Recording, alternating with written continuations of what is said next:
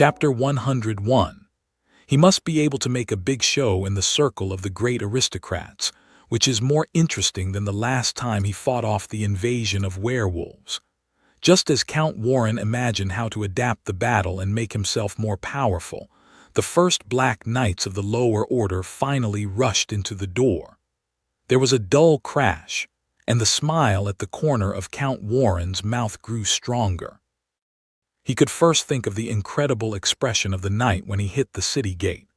Unfortunately, the gate is located in the deep hole just below the city wall, which is several meters away from the outside of the city wall. Standing on the city wall, he could not see the following scene at all, which made Count Warren feel some regret. As the leader of the Black Knight rushed into the city gate, the following knights followed and rushed in one after another. Soon, the expression on Count Warren's face became stiff.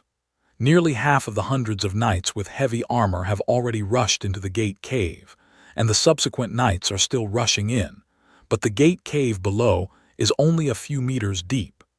Even if all the knights in front of them are crowded together, it is impossible to accommodate the knights with heavy armor of dozens of horses.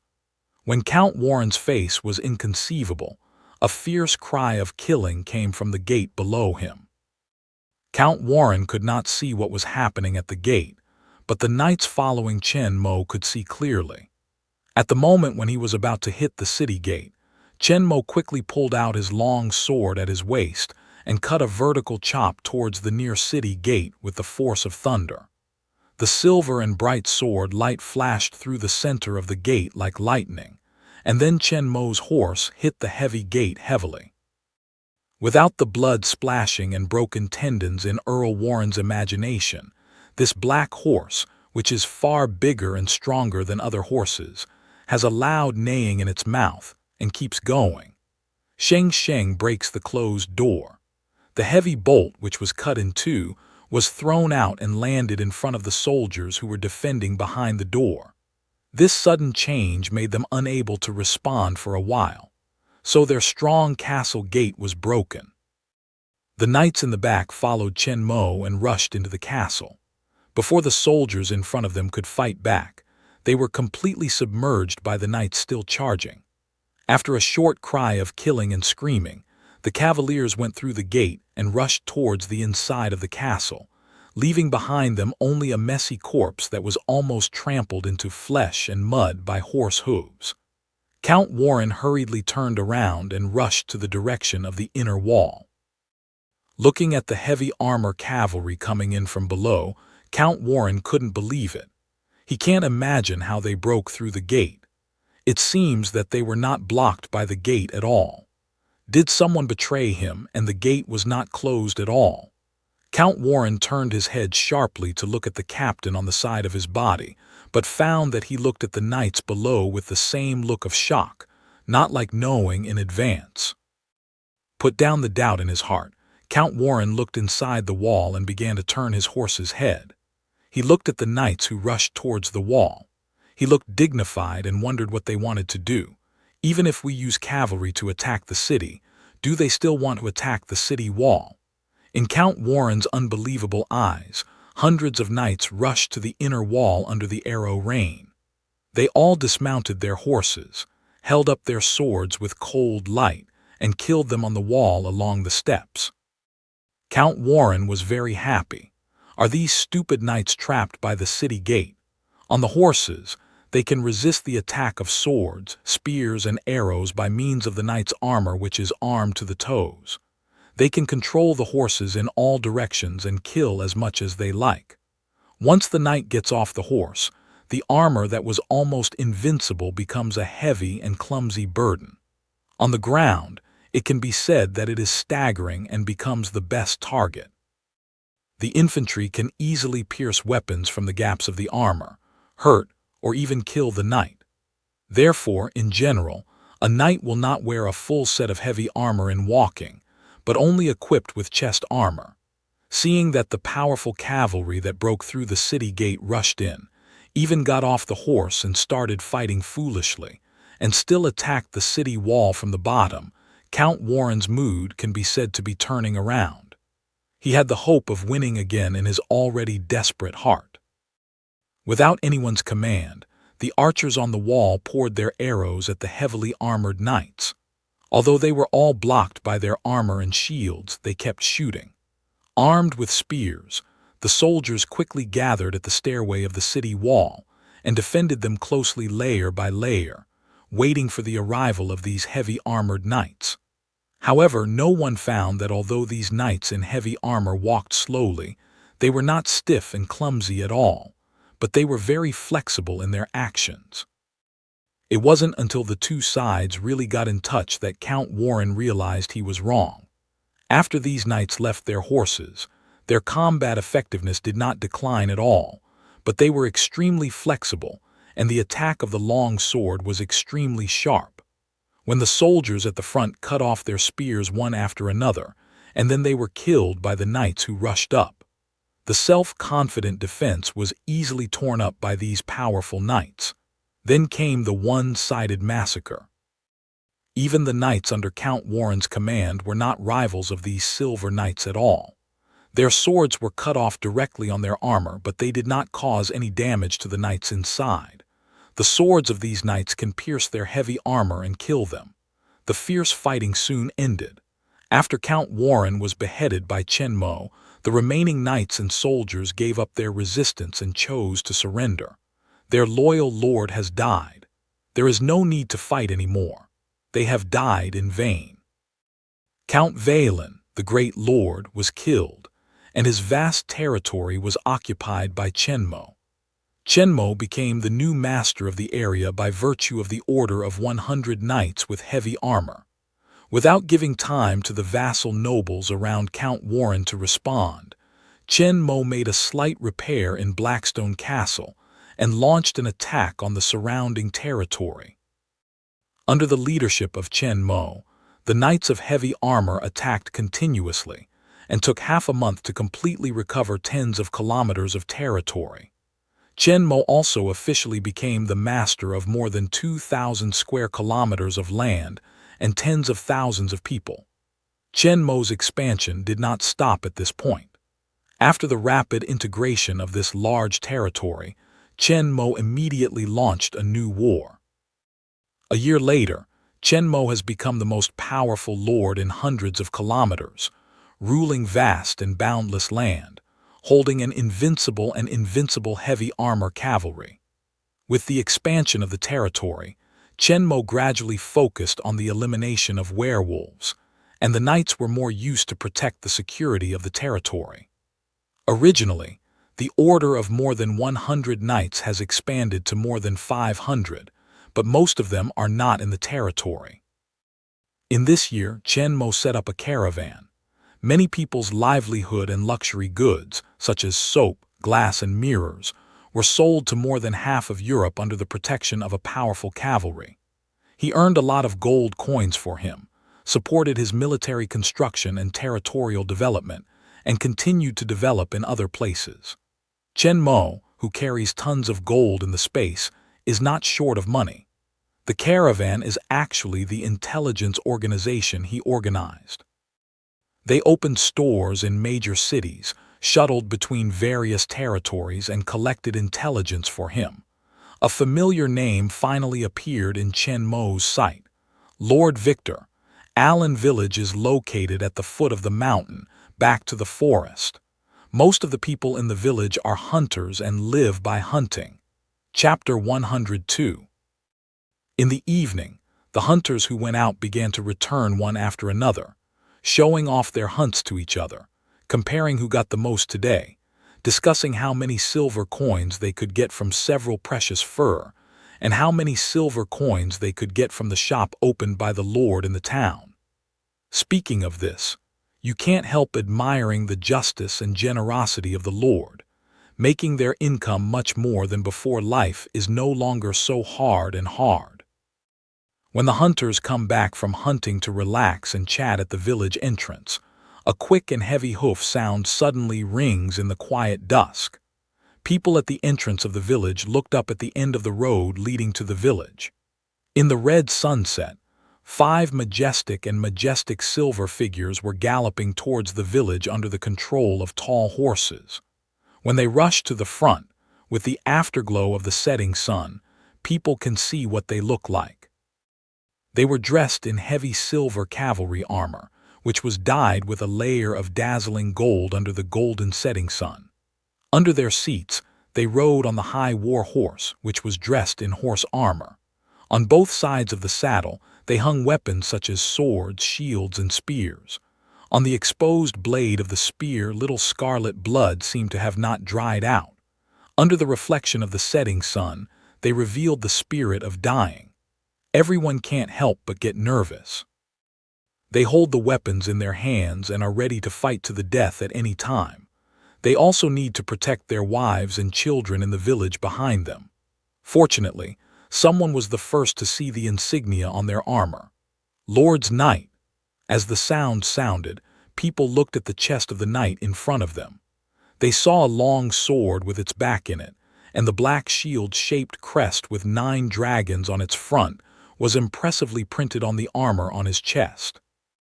When they looked at the knights, their eyes softened, and the bows and arrows and machetes in their hands relaxed. They turned to look eager and reverent look at these mighty knights. This is the legend that they have been following behind their great lord. They fought north and south, laid down today's vast territory, and wiped out countless terrible werewolves. But how could these powerful and noble knights come to their remote village? According to what they heard in the town, only the official knights are entitled to engrave the noble insignia representing the lord on their chest armor. Even the Black Iron Knights, who have killed an enemy's official knights in the battlefield, will be conferred as knights by the lord and become the most expensive noble lord. According to the Chamber of Commerce, there are only over 100 Black Iron Knights in the Lord's cavalry, most of whom are the soldiers who first followed the Lord's territorial guard.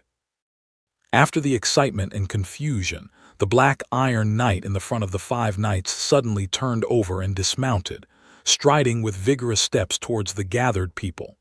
Under the eyes of all the people, the powerful knight stopped in front of old Jack.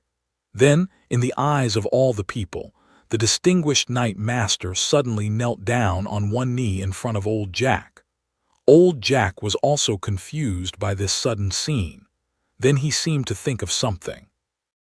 He looked excitedly at the powerful knight kneeling in front of him. After kneeling down, the knight raised his hand and slowly took off his helmet. A cold, resolute, and familiar young face appeared in front of everyone. "Father, Oliver is back." The young knight's voice was a little shaky. He looked at old Jack's eyes, which were red, but he couldn't let his tears flow out. "Oliver, my son, I knew it, I knew it." At this time, old Jack was in tears. He tried hard to pull up his son on the ground, but he found that he couldn't. Fortunately, Oliver hurriedly stood up on his own, looking at the tall and strong son in the armor. Old Jack stroked the black badge on the chest of the armor and nodded excitedly. "Good, good." Only then did the people around us react and talk excitedly. "It's Oliver." Old Jack didn't boast. His son really became a knight. At last a great man came out of our village. Little Oliver was not so strong before, but his archery is the best in our village, even more powerful than his father. The women and children who came to the village gradually gathered around. The news that Oliver, the son of old Jack, became a knight under the Lord's command soon spread throughout the village. Oliver was one of Chen Mo's first territorial guards. Although he killed many soldiers in the first battle with Count Warren, he failed to kill a knight under Count Warren's command. In the later several battles, although his strength is getting stronger and stronger, he has never been able to seize the opportunity to kill the enemy knights. Seeing his comrades become knights one by one, he has been holding back. It wasn't until a recent battle that Oliver fought bravely and killed the enemy, and finally killed a knight by himself, which was finally canonized by Chen Mo, and he became a Black Iron Knight of Glory. He also had 4 subordinate knights under his command. He was originally ordered to exterminate a werewolf nearby. Knowing that the destination was close to his hometown, He applied to Captain Andrew to finish the task and then went home to visit his family. Before that, the knights never had a chance to go home. This time, Andrew would not object to such a chance to visit them. So that's what happened. After a year of expansion and construction, the territory under Chen Mo's control has changed dramatically. The territory's economic and military strength is extremely strong, far surpassing all other surrounding territories. With the promotion of new farm tools and new farming methods, agricultural output has been greatly improved, while Chen Mo only collects a small amount of taxes. For the first time, the civilians in the territory feel that there is surplus food at home, and they don't have to worry about the happiness of food. In addition, Chen Mo led the cavalry to constantly encircle the werewolves in Chen Mo's territory, making them almost extinct. Without the threat of this horrible beast, the life safety of the leading people was guaranteed, and they no longer had to live in hunger and fear all day long. With sufficient food and security guarantee, the civilians in the territory live and work in peace and contentment, and their living conditions have been greatly improved. They are not as skinny and shabby as the civilians in other places. All of them have a new mental outlook and a happy face. Many civilians from other surrounding territories secretly came to Chen Mo's territory, hoping to become his leader, stay away from the threat of werewolves and feed the family. For these civilians, Chen Mo is willing to take any chance. At this time in Europe, the productivity is extremely underdeveloped, the output of the fields is limited, and heavy taxes must be borne.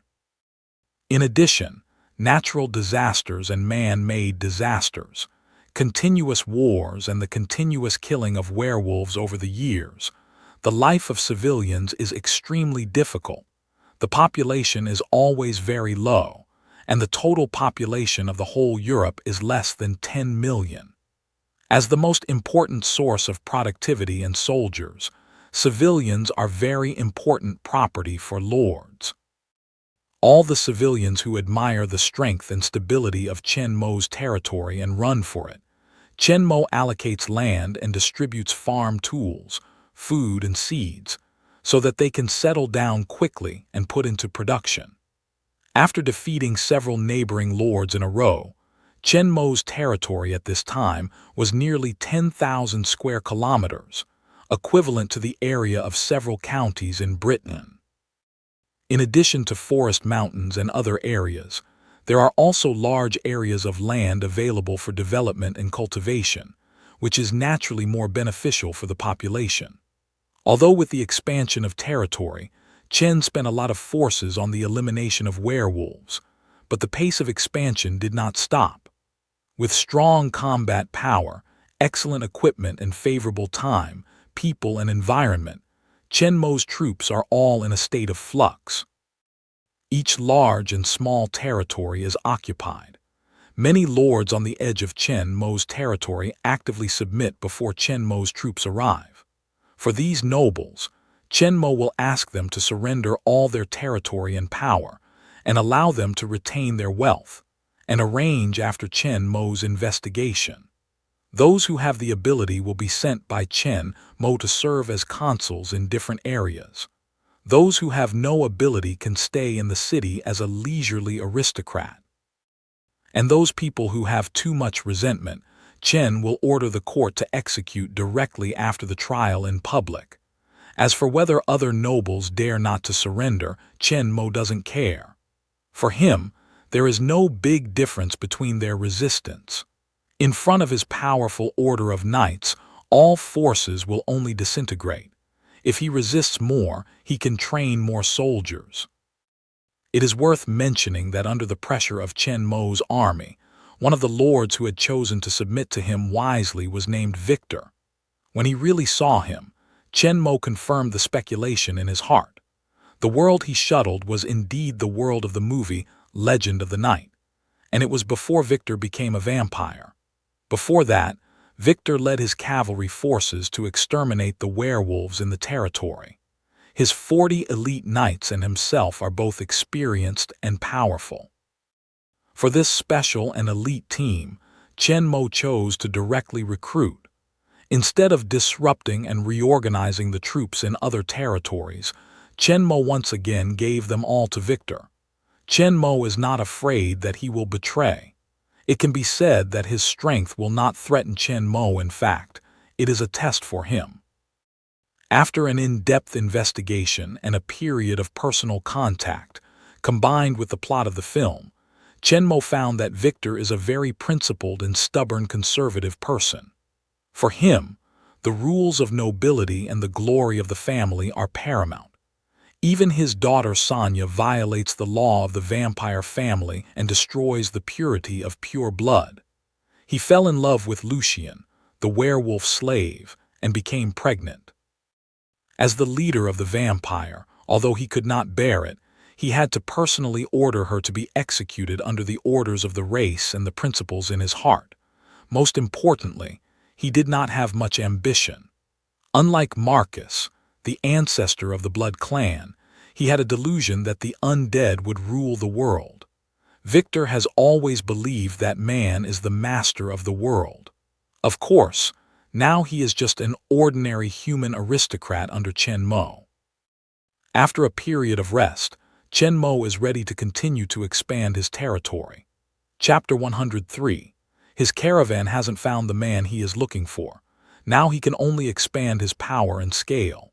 He believes that the man he is looking for will appear sooner or later. Chen Mo, who has been injected with super soldier serum and has a long life, has enough time and patience. However, Chen Mo found that Andrew, the leader of his knight's order, was in a bad state recently. Others may not find it. However, with Chen's perception, he often felt a kind of worry and entanglement from him. Especially after learning that their next target to attack was Marquis Leonard on the outskirts of the territory, the feeling became more intense and obvious. Even the daily training seemed absent-minded.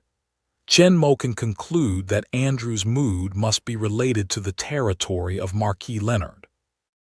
As the first leader to follow Chen Mo, and now the leader of the most powerful and highest knights under Chen Mo, Andrew has always been very satisfied with Chen Mo's performance. He is persistent, brave, and loyal. All orders to Chen Mo will be executed unconditionally. Under his leadership, the whole cavalry has always been very firm in their loyalty to Chen Mo.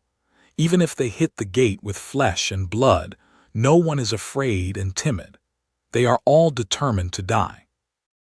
Of course, Chen Mo has not let them down. After a year's battle, the original order of 100 knights has already expanded to more than 500, and the original order of more than 100 knights has been canonized as real knights by Chen Mo through their own efforts. Due to the large number of knights under his command, in order to distinguish different levels and clarify the affiliation, Chen Mo simply divided the official knights into 4 levels, which were divided into gold, silver, copper, and iron. The highest golden knight has not been canonized for the time being. As the leader of the knights, Andrew is also the most powerful fighter who kills the most enemies. At present, Andrew is the only silver knight under Chen Mo, who is in charge of the whole knights. The 8 people who were saved by Chen Mo together with Andrew at the beginning and joined Chen Mo soon after, but the outstanding victor was a bronze knight, each commanding a cavalry squadron of dozens of people. There are more than 100 black iron knights, most of whom are members of the original territory guard. Each of them leads 4 knights to form an actual team as the most basic combat unit. The more than 400 knights were selected by Chen Mo from the original aristocratic knights who had taken the initiative or were captured and added to the order. When I came to Chen Mo's territory, everything had to start again. The original knighthood was useless. Some of them, through their own efforts, have bravely killed the enemy and become the official Black Iron Knights again. Others are all full of energy and hope to get back their own honors as soon as possible. Chen Mo rewards and punishes his subordinates clearly. He never grudges rewards to the meritorious soldiers. As long as you have enough meritorious deeds, It is not impossible to become a baron. Therefore, the whole cavalry is extremely vigorous and eager to fight for the Lord and accumulate merits. Everyone hopes that one day they can acquire a territory of their own, establish their own knight family, and even become a real hereditary aristocrat, especially Andrew. It's not only bravery in the battlefield, but also the most powerful force under Chen Mo. He has never relaxed his training and seized every opportunity to improve his strength. Under his leading example, the knights did not relax their daily training because they were equipped with excellent armor and weapons. All of them worked very hard, especially those knights who joined later. They learned the Holy Cross swordsmanship as much as they could. But now their cavalier commander is totally out of the ordinary. He is absent-minded and has no fighting spirit all day. Chen Mo has to ask himself that his brave heart love will be so abnormal. There must be something hidden in it. Blackstone Castle, Lord's Study. On the wall there is a picture of a charging knight. It is majestic and domineering. On the ground it is covered with soft and gorgeous wool carpet, surrounded by heavy and exquisite solid wood furniture. The whole study is arranged in a noble, elegant, and atmosphere. Chen Mo sits behind the dark solid wood desk, looking at the latest information sent back by the Chamber of Commerce. The wood crackled in the fireplace and the study was warm and quiet. All of a sudden, a heavy footstep sounded outside the door, and then the door of the study was gently knocked. "Lord, here comes Knight Andrew." Outside the gate came a notice from the castle steward. "Come in." Chen Mo's majestic voice sounded. With Chen Mo's permission, the housekeeper opened the door of the study, bent slightly, and reached out to Andrew to enter. Andrew walked into the study in armor, helmet in hand, and stood in front of Chen Mo with a serious face and a straight body. With the expansion of the knights, the original manor was not enough to accommodate a large number of knights and war horses. In addition to the very important secret workshop, Chen Mo simply moved the Lord's house from the original Baron Manor to the Blackstone Castle, originally belonging to Count Warren. This Gothic-style ancient castle is built of hard black stone, with a large area and a long history. The tall tower and the pointed arch roof are majestic, mysterious, and slightly gloomy. Chen Mo in the study put down the information in his hand and looked at Andrew standing proudly in front of him. Although he tried to hide it, Chen Mo could still see the worry in his eyes. Under Chen Mo's sharp and wise eyes, which seemed to have insight into everything, Andrew felt as if he had been completely penetrated and there was no secret. "What do you want to say about the attack on Marquis Leonard?" Chen Mo looked into Andrew's eyes and asked slowly. Under Chen Mo's gaze, Andrew's forehead gradually exuded sweat, and finally seemed to make up his mind, bit his teeth and said, "Lord, in fact, I am from the territory of Marquis Leonard. My father was a knight under Marquis Leonard." It seems that he completely let go of his worries, and Andrew said it all at once. Originally, Andrew's family could not afford the huge cost of becoming a knight for him and his brother. In order to realize his dream of becoming a knight, Andrew, as a young son, resolutely joined the territory guard of Marquis Leonard and fought for him for many years. By virtue of his strong strength and talent, Andrew has been trained strictly as a knight since he was a child. He has made great contributions to the war. If he can't be a knight, he should be appreciated by the Lord. At least he can be a knight or a leader of the guard. However, over the years, Andrew even killed 2 werewolves himself, but failed to get a promotion. He was still an ordinary soldier. The reason is the daughter of Marquis Leonard. Once Andrew and dozens of other soldiers and 2 knights were ordered to escort the Marquis's money on a trip. Who would have thought that they met 2 horrible werewolves? Dozens of soldiers were slaughtered and the rest fled. 2 knights killed only 1 werewolf and wounded the other. When the 2 knights died miserably, the soldiers were killed and fled. The noble lady was about to die at the wolf's mouth. Andrew finally survived. He picked up a knight's sword and stood in front of her. Finally, he killed the wolf man at the cost of serious injury, and save the young and beautiful noble lady. Living in the castle since childhood, she has never been in contact with the aristocratic ladies of the outside world. She has experienced this dangerous crisis and has a deep feeling for the brave and powerful Andrew. Andrew is simple and kind-hearted, without the haughtiness and delicacy of the aristocratic lady, and the domineering beautiful girl is also becoming more and more friendly. They meet and date secretly from time to time. After nearly dying at the mouth of a werewolf last time, the weak aristocratic lady was also full of interest in swordsmanship. Seeing Andrew's strength, she often asked him to teach her swordsmanship. After learning that his ideal was to become a knight, she said that she would become a female knight in the future and kill the werewolf with him. The two have been secretly dating and practicing swords. The swordsmanship of the noble lady is getting higher and higher, and their feelings are getting deeper and deeper. A few years later, the noble lady arrived at the age of marriage. Although Andrew had been working hard, he was still an ordinary soldier. It was impossible to marry a noble marquis. In the end, Marquis Leonard decided a marriage for her. She was always docile, but she was extremely persistent. She would rather die than marry. In order to show her determination, she even put on armor and mixed into the order of knights, followed them to the battlefield and fought with the enemy. In the end, the Marquis had to cancel the engagement, but then he found Andrew. He had known about the two. Only for a long time the two did not act in excess. They were just chatting, playing, and practicing swordsmanship. Marquis Leonard only thought that his daughter was saved by him and trusted his strength, so he asked him to escort and play every time. In addition, he liked swordsmanship and learned from him, so he didn't interfere too much, just let his confidant pay close attention to her. For Andrew, Marquis Leonard didn't pay attention. There were nearly 100 powerful knights under him. The infantry were just cannon fodder in his eyes, and he would not pay much attention to it. Even though Andrew was much better than other soldiers, he still didn't pay attention to him. In his opinion, Andrew is just a slave who plays with his master. As for saving his daughter's life from the wolf population, he should have done it as a slave.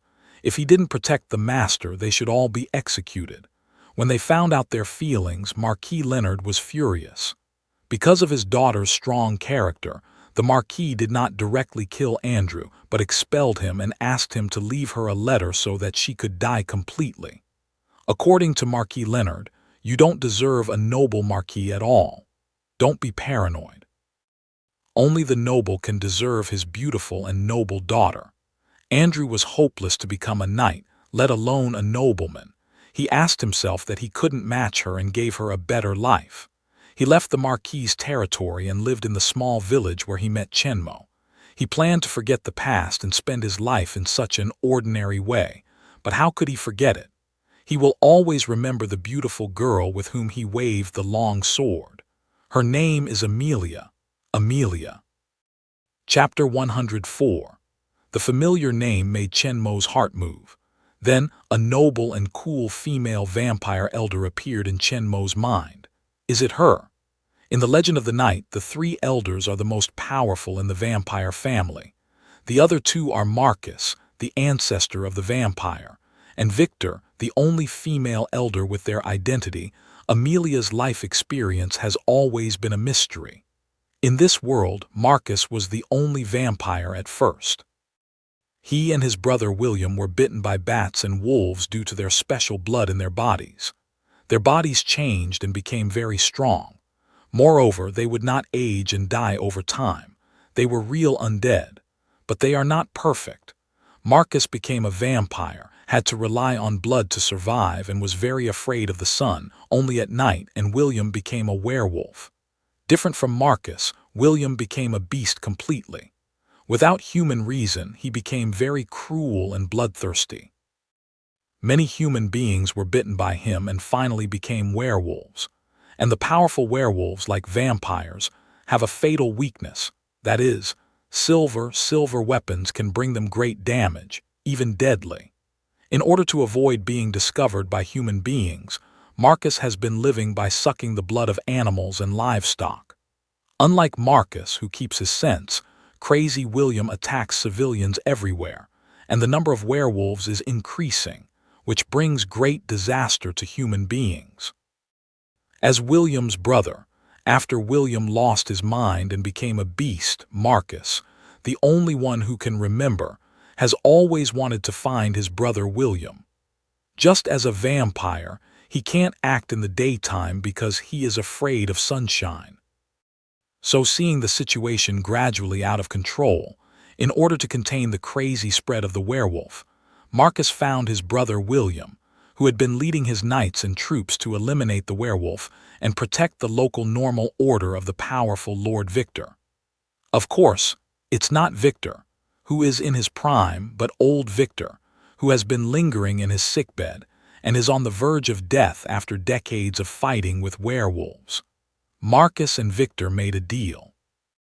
Marcus told Victor the secret of immortality and turned him into a vampire. Victor promised Marcus to help him find his brother, the werewolf ancestor William, but could not hurt him. After reaching an agreement, Victor and his powerful army became vampires. Victor was naturally the ruler of this vampire army. This is also the reason why he can become one of the three elders and rule the vampire together with Marcus, the ancestor of the vampire. In terms of status, he also has to be above Marcus. Most of the vampires respect him. The identity of the elder Amelia has always been a mystery. Now it seems that this Amelia in Andrew's mouth is probably one of the three elder vampires in the future. Marquis Leonard is so powerful that Marcus probably turned her into a vampire in order to find William with her power. As for why it wasn't Marquis Leonard himself, Chen Mo has no idea for the time being. After finding out the reason for Andrew's recent abnormality, Chen Mo can't help but look at him with a little surprise. Unexpectedly, Andrew, who is usually silent, has such a dramatic story. He has had a love experience with the Marquise Miss. With Andrew's relationship, Chen Mo's original plan naturally needs to be changed. After all, he is the beloved general of his subordinates. He has been loyal and outstanding. Since Chen Mo knows this, he can't ignore it. What are you going to do if I don't ask today but go straight out to attack the territory of Marquis Leonard? Chen Mo is really curious about this. When Andrew heard that, there was a conflict between his looks, and he became firm immediately. Obviously, he had already made a decision. Looking at Chen Mo, Andrew replied in a deep voice, "I will lay down that territory for you, Lord, and then ask you to forgive her and her family." After listening to Andrew's answer, Chen Mo nodded, stood up and ordered solemnly, "Summon the order and set out in half an hour. Target Marquis Leonard." Hearing Chen Mo's sudden order, Andrew looked shocked and hurriedly took his order. "Yes, Lord." After several days of rapid march, the order finally arrived at the territory of Marquis Leonard. A few miles away from the castle, Chen ordered the order to stop. At this time, the arrival of Chen Mo and others has been found in the castle. The alarm bell in the watchtower has been sounded, the gate has been closed suddenly, and the heads are surging above the wall. All the soldiers have grasped the weapons in their hands and watched the orderly array of powerful heavy armor knights in the distance nervously. Amelia, the new marquis, was dressed in gorgeous women's armor and boarded the city wall surrounded by the knights. Her face was covered by the helmets and her appearance could not be seen. Monsieur Marquis, in terms of their equipment, flags and numbers, should be the knights of Blackstone Castle. After observing for a while, a knight beside Amelia said, "Blackstone Castle. This is the last name she wants to hear," murmured Amelia. "Let the knights wait in place." Chen Mo and Andrew rode out and rushed towards the castle.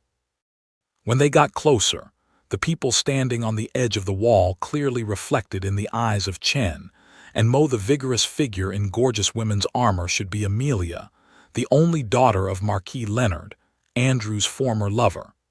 Chen Mo could feel Andrew's heart racing and his emotions getting excited.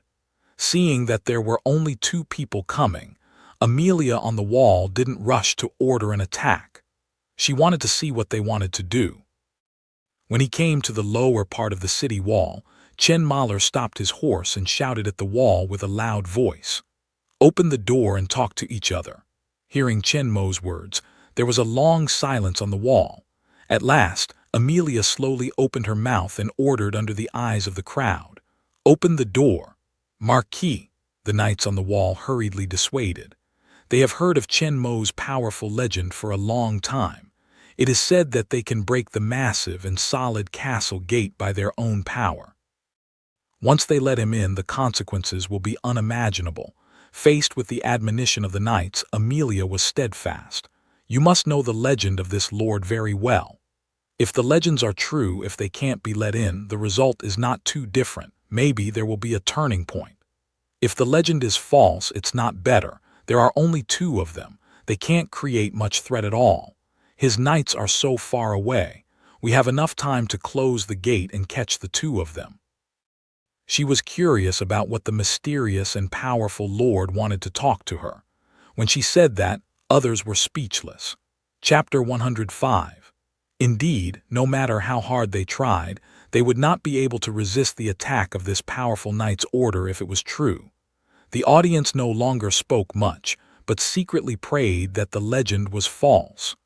Only judging from the invincible achievements of each other all the time, the possibility was very small. After giving the order to open the door, Amelia took a group of knights down the wall and prepared to meet Chen and Mo in person, which was quite polite. Chen Mo's identity and strength really deserve her courtesy. In case of any change, she can respond quickly and respond in time. The heavy city gate opened slowly. Chen and Mo rode in and found Amelia, who was wearing gorgeous body armor, was riding in front with his knights. Chen Mo nods in his heart. This woman has courage and courage. Chen Mo believes that she is the future vampire elder. The door behind Chen and Mo closed slowly. In the whole process, the knights in the distance did not change. After receiving the signal from the wall, Amelia's people were relieved.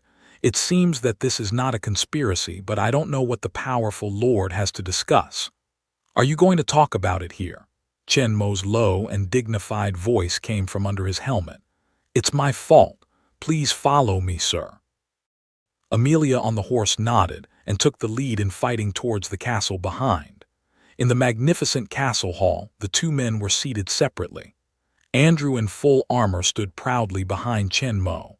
Amelia's knights stood neatly on both sides. Their eyes were firmly fixed on Chen Mo, and they were afraid of sudden violence. Sitting on the throne, Amelia slowly took off her helmet, revealing a beautiful face of elegance, nobility, and steadfastness. Chen Mo looked as like as two peas in his mind. It was only a more beautiful face. He could not help but sigh. It was too clever to see that Andrew, who was once a lover, was indeed the cool vampire elders in the movie. Andrew, standing behind Chen Mo, was too excited to help himself. If it wasn't for the right time, he would like to rush up to hold her now and tell her how much he missed her these years.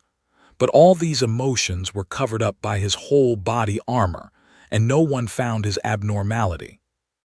Chen Mo, sitting on the broad chair, was wearing a gorgeous black noble robe, but his exposed head and hands were covered with dark armor.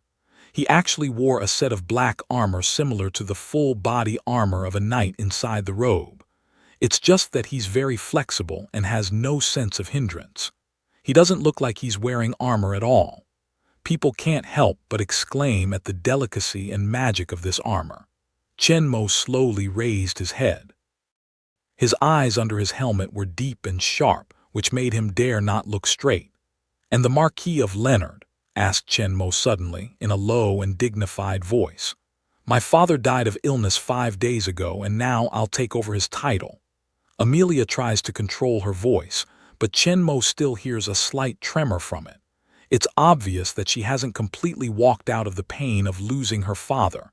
Chen Mo nodded at his words. No wonder he didn't get the news. In addition to the particularly important information, the General Information Chamber of Commerce is relatively slow to transmit. "I wonder if Miss Amelia is married." After a pause, Chen Mo continued, "No. Although I don't know why Chen Mo asked, Amelia replied patiently.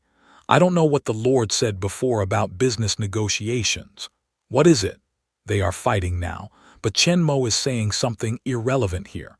Amelia asked directly with some unhappiness. Just when other people were worried about Chen's anger, Chen just nodded and didn't speak. Instead, he raised his hand and slowly took off the helmet of the alloy armor battle suit. A young, cool, but dignified face appeared in front of the crowd. Looking straight at Amelia in the main seat, Chen Mo said solemnly, Actually, I'm here to propose marriage. Chen Mo's words, like a stone thrown into the lake, caused a great stir. Amelia stared at Chen Mo with cold light. The knights in the hall also changed color one after another. Chi took out the knight's swords at his waist. Only when Amelia ordered them, they would rush forward and kill the man who dared to insult their lord. Amelia is a woman, but her strength is not under any knight on the scene. As for fencing, she is better than all the people on the scene. In addition to her outstanding fighting talent, her obsession and efforts for fencing are far less than others. Since a few years ago, Amelia, in order to resist the marriage arranged by her father, put on her armor and joined the knights to fight with them. Even if the Marquis had no choice but to quit her marriage, she still did not leave the knight's order but fought more desperately than before. No matter the enemy's knights or the powerful werewolves, she did not flinch. In countless battles, she won the respect of all knights by virtue of her strength and courage.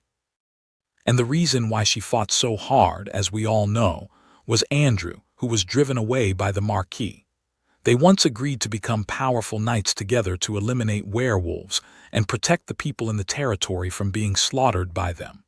They were also very aware of Amelia's feelings for Andrew. Amelia, who was beautiful, noble, and powerful, had many admirers in the aristocratic circle. Many aristocrats came to propose relatives, but they were all driven away by Amelia.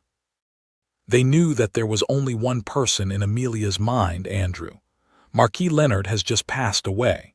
At this time, Chen Mo comes here to propose a courtship, which gives people a feeling of persecuting the orphan girl and trying to seize the territory. Naturally, a group of knights will not humiliate their master. Seeing that the sword is drawn and the battle is on the verge of breaking out, Amelia on the throne feels powerless after being angry. In fact, she did not want to fight against the powerful Chen Mo, but even if she actively attached, she could only bring all her belongings to live in the city under the rule of Chen Mo, and all the rights and territories had to be handed over. This included their castle, which Amelia could not accept. It's her home. It's her parents' grave. It's also the most precious memories she and Andrew have left together over the years. How can she leave when Andrew comes back? Every part of the castle is engraved with their happy figures. Chapter 106. They met and loved each other here, secretly met, practiced swordsmanship together, and agreed to become knights and eliminate werewolves together. Although he left, she believed that he would come back. She would wait for him here and marry her when he became a great knight. But now, not only the territory and the castle are hard to keep, but also she is coveted by this powerful lord. She has to fight hard. It's just a big deal. Just Andrew, Amelia may not be able to wait for you to come back. Thinking of this, Amelia Huron got up, reached out and pulled out the gorgeous knight's sword at her waist, looked at Chen Mo with a determined face, and a kind of fierce and decisive momentum broke out from her. Chen Mo didn't expect that the other side's reaction was so great that he was ready to turn his face before he finished speaking. He was pointed by the weapons of nearly 100 knights, but as if he didn't feel anything, he still calmly sat on the chair, looked at Amelia standing up calmly, and said the purpose of the trip directly. As Lord of the Knight Andrew, I came here to propose for him. Chen Mo's words stunned everyone present. Knight Andrew, is it? All eyes were cast on the knight who had been standing silently behind Chen Mo. Amelia looked at the past more excitedly. Was it really him? Andrew was also a little confused at this time. Chen Mo brought him alone. He thought it was to persuade him to surrender, but Chen Mo suddenly said he wanted to propose marriage. At that time, he only thought that his lord saw Amelia's peerless face and was moved. He wanted to take her as his own. He was in agony and was in great contradiction. However, Chen Mo said that he wanted to propose marriage to Amelia. Until then, Andrew realized that the Lord did not come here to persuade surrender, or even to occupy the Marquis Leonard, but only to propose marriage to him. Thinking of this, Andrew was so excited that he strode to Chen Mo. Taking off his helmet, Andrew knelt down on one knee, put his right hand on his chest, and made a solemn ride towards Chen Mo. Looking at the brave knight who is extremely loyal to himself, Chen Mo slowly nods to him. Andrew stood up solemnly, turned and strode up to Amelia in the main seat. When she saw his face, Amelia, who was cold and noble, trembled all over with excitement. Her beautiful eyes turned red instantly, and she stared at Andrew's face. She could not move away for a moment. Andrew, who was also excited, stopped at Amelia's body. After a deep look at each other, Andrew's eyes were red, and he hugged the yearning man in front of him. Amelia's body was stiff, and then she was completely soft. She buried her head on Andrew's broad shoulder. Even though they were separated by cold armor, they could still feel the warmth and heat in each other's heart. After the bitter waiting for his lover to leave, and after his father's death, he was attacked by a strong enemy. I thought Chen Mo forced his marriage with his strength, but it wasn't quite that his lover came back to marry him as a knight. In Andrew's arms, Amelia felt only a moment of peace, as if she had finally found a way to rely on, and all kinds of grievances came to her heart. At this time, Amelia laid down all her strength, fell on Andrew's shoulder and shed 2 lines of clear tears. In the end, Amelia joined Chen Mo with nearly 100 of her knights. Like Victor, Chen Mo still let her continue to lead her troops. Although the territory was still taken back, Chen Mo kept the castle for her. This time out, in addition to carrying out the tasks of escorting caravans, exterminating werewolves and remaining knights in Blackstone Castle, Chen Mo only brought more than 200 people. After some repair, the cavalry, which had more than 300 people, set out again to return to Blackstone Castle. A few days later, the knights went to a valley. Unlike when they came here, they chose a more easy way. Chen Mo was riding a tall black horse in front of the team. Andrew and Amelia were walking side by side behind Chen Mo. Although they didn't speak, they still showed deep love in their eyes from time to time. Behind them were 4 knights with bronze inscriptions on their armor, including Victor. Since Bing Wei joined Chen Mo, Victor really understood Chen Mo's strength. In addition to its own strength, the secret workshops in the castle also constantly produced various magical and powerful things, some of which were sold as treasures and luxury goods at high prices through the caravan, while more kinds of things were only equipped and used inside the castle. For example, their strong armor, sharp long swords, stirrups that make it easier for knights to control their horses, binoculars that can see the distant scene, crossbows, pulleys, cement, clocks, and many other magical things that have never been seen before, all of which were invented by their mysterious lords. The longer he stayed under Chen Mo's command, the more immeasurable he felt Chen Mo's power, especially the terrorist power of splitting the city gate and singled out the werewolf group, which made him not only revered, but also recognized Chen Mo's position as lord and served him wholeheartedly. Victor sometimes thought, what is the origin of their mysterious, powerful, and miraculous lord? If it wasn't for the fact that there were no aliens in this era, Victor would surely think Chen Mo was an alien. In fact, many people in the territory believe in Chen Mo as a god and worship him. Before the emergence of Chen Mo, they had been suffering from war and the threat and killing of ferocious werewolves. They lived in hunger, hardship, and fear every day. Their lives were extremely difficult. Until Chen Mo appeared, the rampant werewolves were constantly exterminated. They had not seen the werewolves for a long time. Even if any werewolves appeared, they would be quickly exterminated by their lord. The war and hunger are far away from them. The Lord's knights are very powerful, and the territory is expanding. The place where the war happened is far away from them, and it will never happen again. New farm implements and extremely low taxes have greatly improved their living conditions, and now their life is beyond their imagination. For the Lord who brought them all these things, all people are grateful and revered from the heart, especially all kinds of magic legends about the Lord from the castle. Let them regard Chen Mo as a god. How can ordinary people be so powerful and magical? Lord, you must have seen the sufferings of the world and come to save them. Victor is riding behind Chen Mo, thinking about whether Chen Mo is a god. He believes that a real human around him is a legendary god, which is hard for him to accept. But if not, how can he explain the miracles of Chen Mo? Chen Mo, who is at the front of the team, doesn't know what Victor is thinking at this time. Now, there are 2 of the 3 vampire elders in the Legend of the Night, and they are all under his command. Chen Mo feels that it is not far from the emergence of Marcus, the real ancestor of the vampire. He is Chen Mo's real first goal, and the most important first link for him to open his core plan. Stop! All of a sudden, Chen Mo in the running stopped the sitting horse with a loud neighing. The strong black horse, which is much bigger than other horses, moved from pole to pole quickly and stopped in a short time. This horse was originally one of more than 200 horses brought by Count Warren's knights. In order to successfully open the city gate, Chen Mo specially strengthened it with improved serum in advance. Although Chen Mo cut off the bolt, the 2 gates were still very heavy.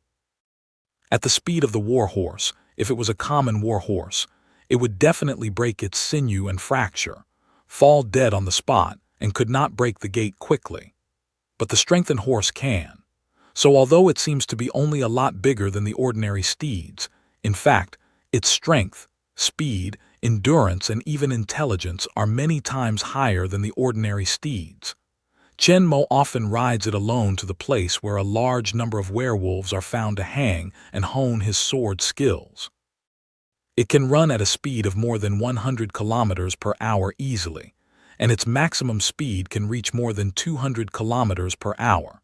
Once its speed is fully exploded, it can complete the explosion of modern cars. Of course, in medieval Europe, ordinary cars couldn't run at all, and cross-country cars couldn't reach such a high speed. It can be said that this war horse strengthened by serum has surpassed all cars, and its acceleration and flexibility are much stronger. As soon as Chen Mo pulled the reins of his horse, the 4 strong legs of the war horse began to work rapidly and soon stopped. Fortunately, Chen Mo and the team behind him had been apart for a long time. In addition, he gave orders in advance and the knights behind didn't bump into him. With the neighing of the horses, the cavalry stopped behind Chen Mo in a uniform way and quickly entered the alert state, drew out weapons, watched around on guard, showing a high fighting quality. It must be said that Chen Mo did not waste their training and cultivation. After the team stopped, Chen Mo looked up at both sides of the valley. Countless tall and dense trees grew on the hillside on both sides. Under the cover of the luxuriant branches and leaves, he could not see the scene inside. However, Chen Mo's expression is extremely dignified, which is the first time since he crossed into the world of the Legend of the Night. It can be seen that there must be a huge crisis hidden in the woods. In the woods on both sides of the valley, even Chen Mo is afraid of being. Chapter 107. Without the destruction of human beings, the trees here grow tall and luxuriant, and the dense branches and leaves hide everything in them. However, the 5 senses of Chen Mo can clearly see a large number of werewolves hidden in the crown through the gaps between the branches and leaves. Many werewolves hide deep in the woods. Even Chen Mo can't see them, but their heavy breath and strong heartbeat are caught by Chen's sharp hearing. According to the information he received, there are at least 100 werewolves hidden in the woods. This number of werewolves, even if Chen Mo encounters them alone, will be very dangerous. Although there are Edelman armor, which can withstand most of the werewolves' attacks, but the number of these werewolves is too large. If they swarmed in, Chen could not completely block them by the sword of the king. Once they get close to Chen Mo, with their strength 3 or 4 times that of ordinary people, a dozen of them work together to suppress Chen Mo, then he will really become a lamb to be slaughtered. After all, this suit is not the armor of Iron Man. The local defense is very strong. The alloy armor plate of Edelman is enough to resist all attacks. However, the connection between armor plates is the weakness of the whole combat suit. Although Chen Mo has minimized the gap through special design, and the connection of bulletproof fiber is enough to resist the attack of swords, he does not have the supporting defense function like the real steel combat suit.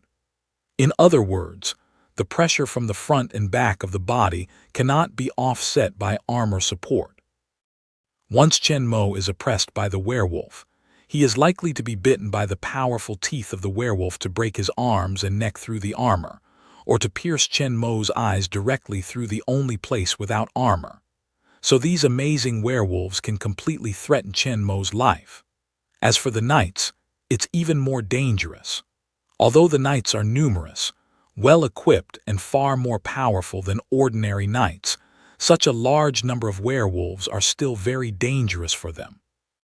Although their armor is much stronger than that of ordinary knights in this era, they still can't completely resist the fangs and claws of werewolves.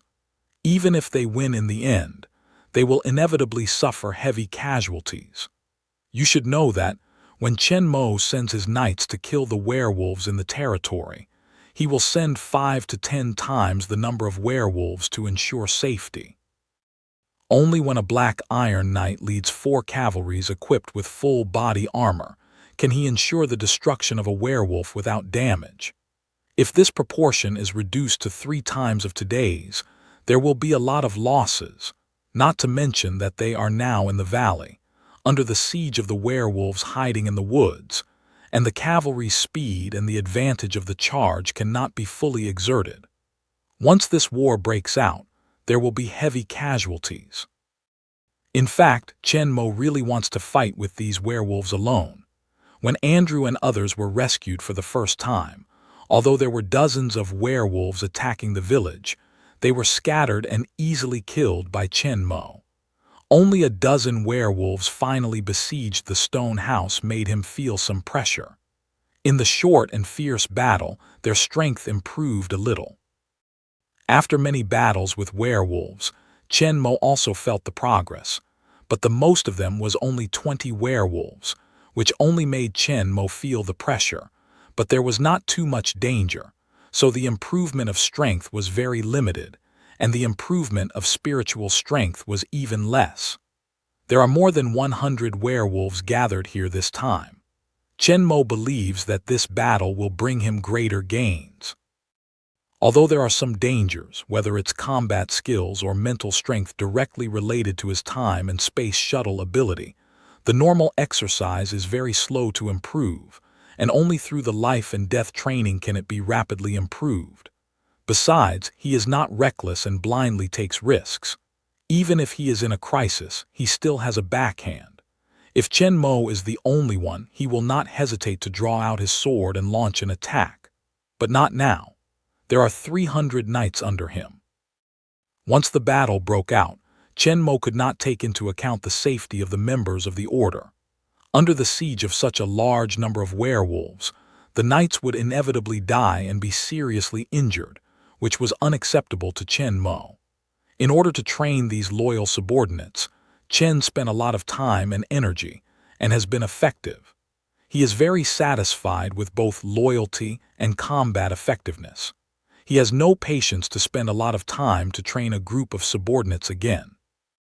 Moreover, in this chaotic world, the number of werewolves is very large. Even if you miss this opportunity, there will be more werewolves for him to kill in the future. Compared with that, these limited number of people are more valuable. All kinds of ideas flashed in Chen Mo's mind, and he soon made a decision. Looking at a large number of werewolves hiding in the surrounding trees, Chen Mo shook his head regretfully, put his hands into his robe, and pulled out two cool silver pistols. "There are werewolves, round array defense." With Chen Mo's shouting, the knights who were on alert were shocked. Hearing Chen Mo's tone, the number of werewolves must be quite large. It's very unfavorable for them to encounter the attack of werewolves in the forest. The cavalry's speed advantage can't be expanded and can't form a strong charge. However, the swift werewolf can use the surrounding trees to launch a sneak attack, and the agile advantage can be better exerted.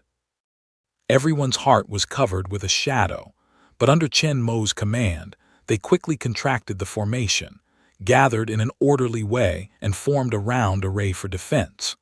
As soon as the peripheral knights hold swords and shields, they are ready to resist the werewolf's attack at any time. The knights behind them put away their long swords and hold the knight's long spear in both hands. The spear point is inclined forward to the top, ready to give the werewolf a fatal blow.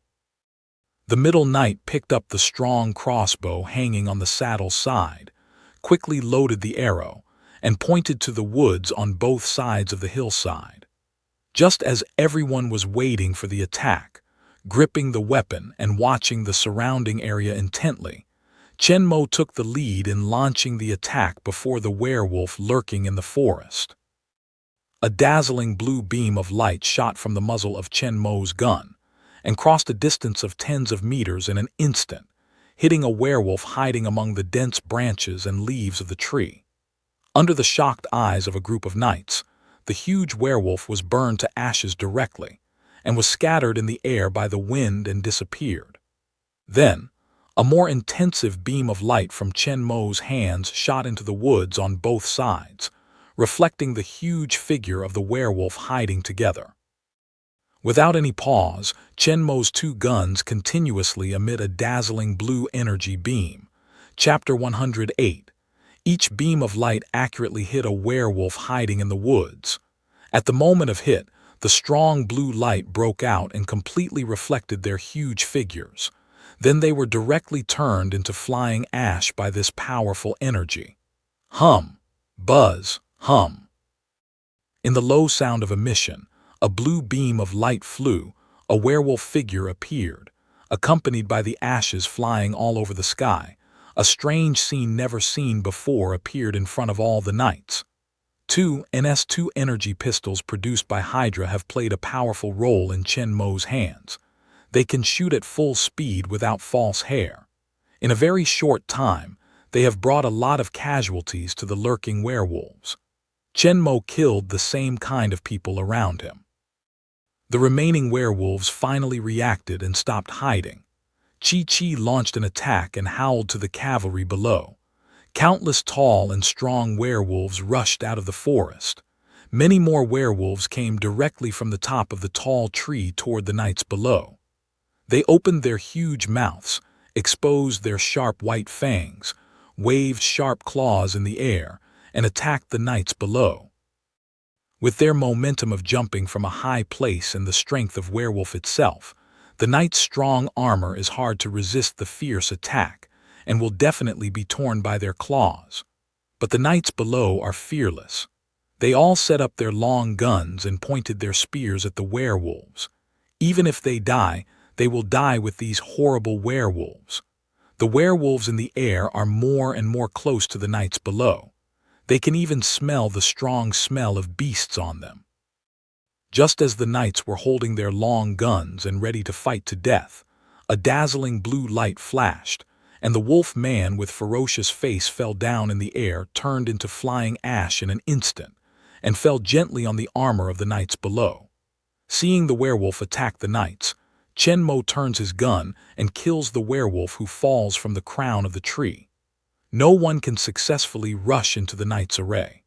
All of them are burned to dust by energy in the middle of the sky. But there are too many werewolves to attack. The most dangerous werewolves from the air are all resisted by Chen Mo, however. Chen Mo has no energy to resist the werewolves who rush out of the woods on all sides and directly towards the knight's array. After all, The NS2 energy pistol has a limited shooting speed, and the power of the ordinary pistol is too weak. Unless it is shot into the eyes accurately and destroys their brains, it is difficult to kill these physically powerful werewolves. These werewolves are different from the ordinary enemies Chen-mo faced before. Their speed and agility are very strong. Even Chen-mo cannot ensure that every bullet can be killed accurately hit the eyes of a werewolf in high-speed motion. Therefore, Chen chose the energy pistol with slow shooting speed but great power. It's difficult to shoot the werewolf's eyes, but it's no problem to hit their bodies. As long as it hits, the powerful energy carried in the beam bursts out. Even if the werewolf's body is extremely strong, it can only be burned to fly ash. As Chen-mo continues to use energy weapons to wipe out the flying werewolves, a large number of werewolves rush out of the woods and finally reach the front of the knight's array. The werewolf at the front, showing his teeth and claws, roared and ran into the knights at the outside of the formation. The knights in the first row hold the shield in front of them, hold the sharp sword tightly in the other hand, and hold it against the edge of the shield. The point of the sword points directly at the werewolf coming in. There is no fear in their eyes, and they keep a close eye on the key points of the werewolf. The knights behind them set up their long guns. The sharp spear point of Sen Han crossed the first row of knights and reached out of the formation, forming the first barrier against werewolves. Just before the werewolf rushed to the front of the battle, several long guns were thrust out at once, and they were severely inserted into the body of the werewolf. The knight holding the gun and the horse were working together. Under the joint efforts of several people, they were able to withstand the fierce impact of the werewolf. At this time, the knights in the first row launched an attack. The werewolves who were held by the spears were in front of them, within reach. Even some werewolves' claws had scratched their shields. They raised their shields in one hand and stopped the werewolf's attack. The sharp sword in the other hand quickly cut out.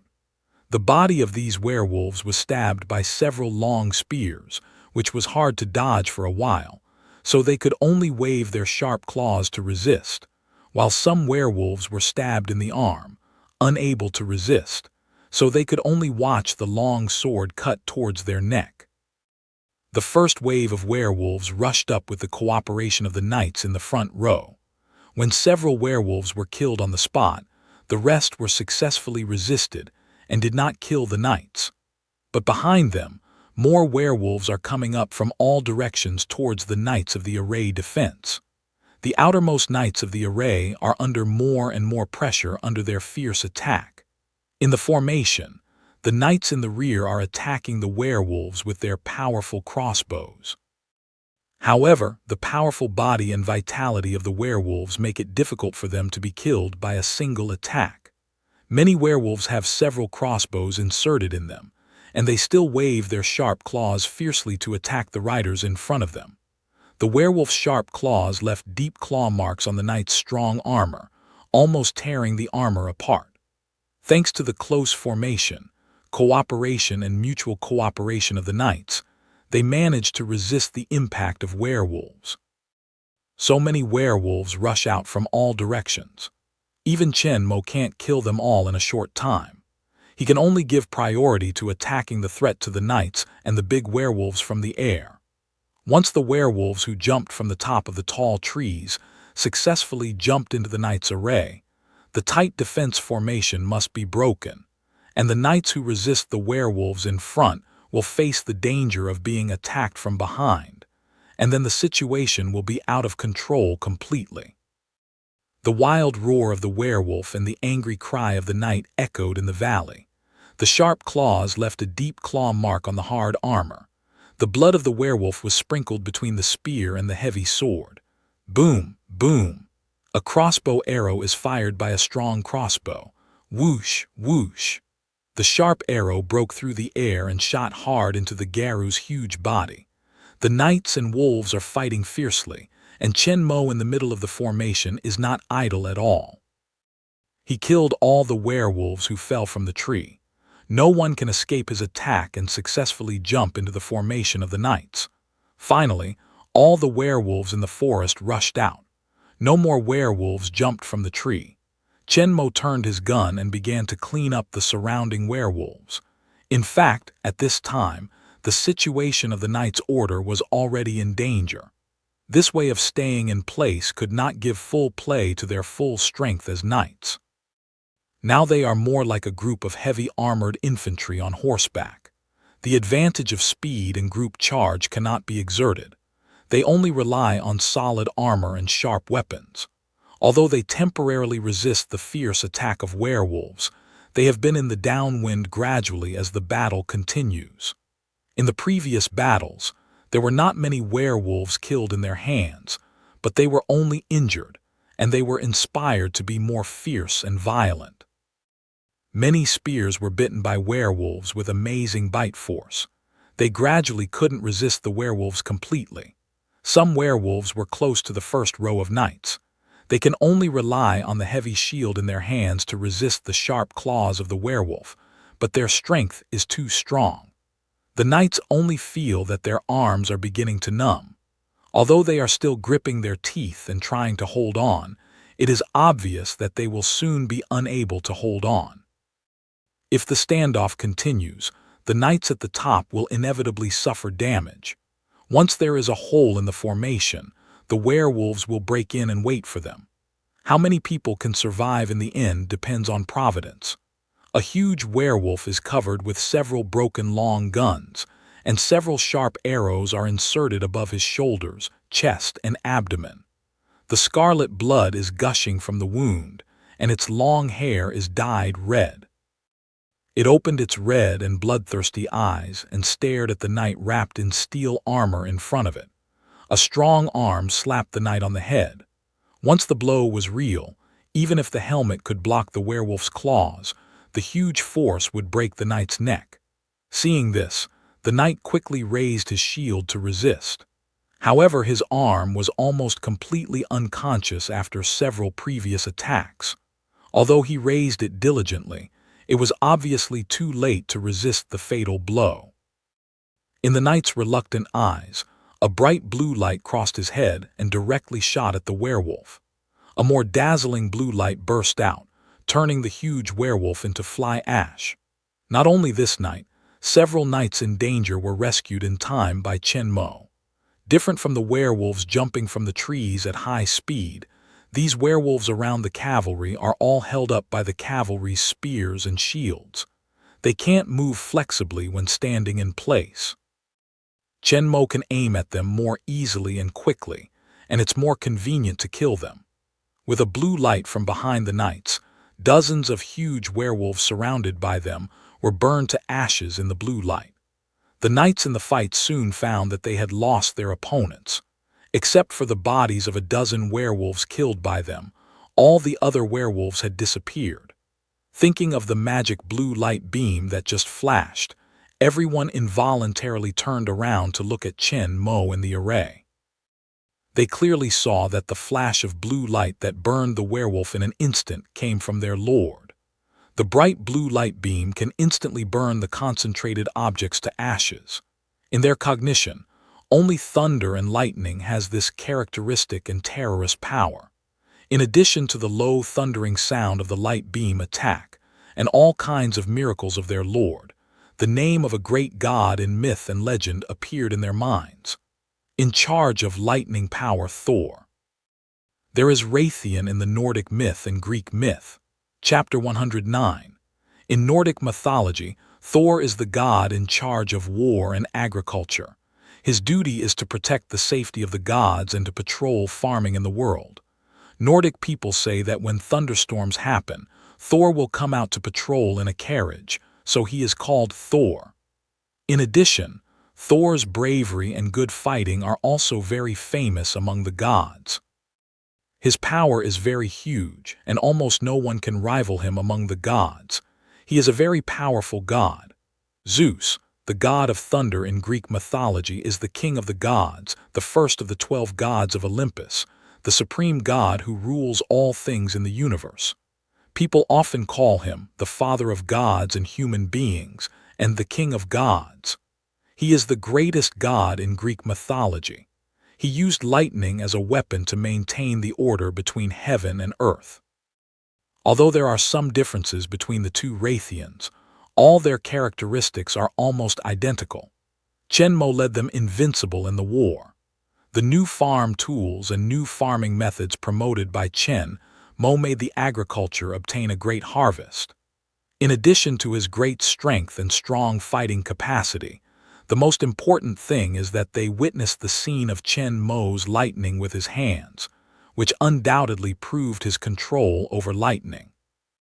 They have long speculated about Mo's identity, and at this moment in the hearts of all the knights, Mo's identity has been confirmed. No matter Andrew, Amelia, or Victor, their eyes to Mo are full of excitement and fanaticism. At this time, they have no doubt and hesitation in their hearts. What can prove the existence of God better than witnessing miracles with their own eyes? The Lord they are loyal to is the mighty and noble God of thunder. Aren't they the knights of God? A burst of unspeakable excitement and glory surged into my heart. All of us fell from the war horse, regardless of the fatigue after the war, and knelt down to Mo religiously. Looking at the knights kneeling in front of him, Mo felt helpless. Am I destined to be a miracle stick?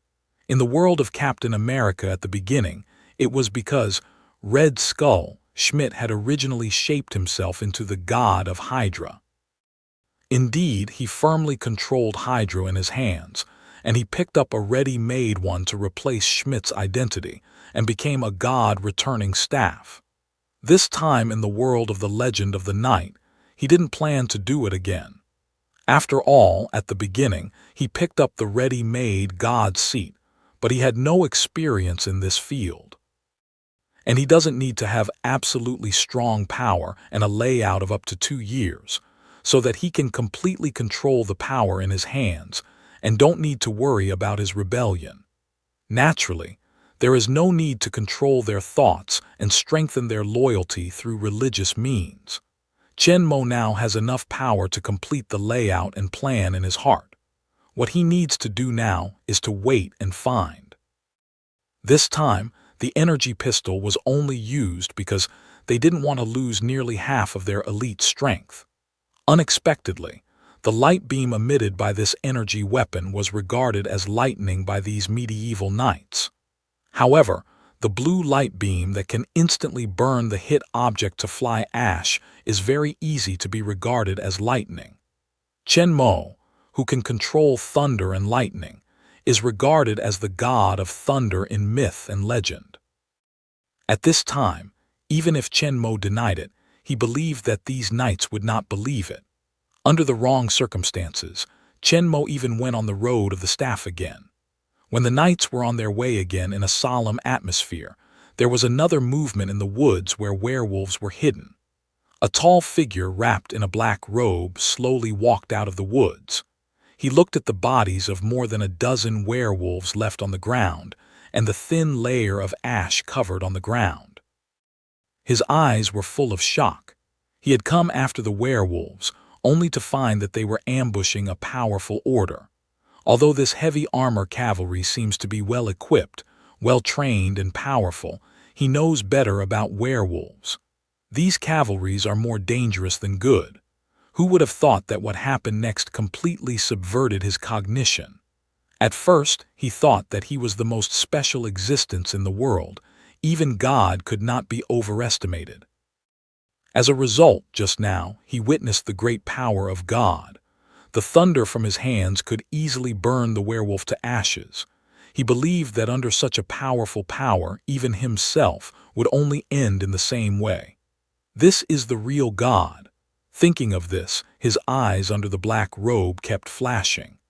After a long time, it seemed that he finally made up his mind.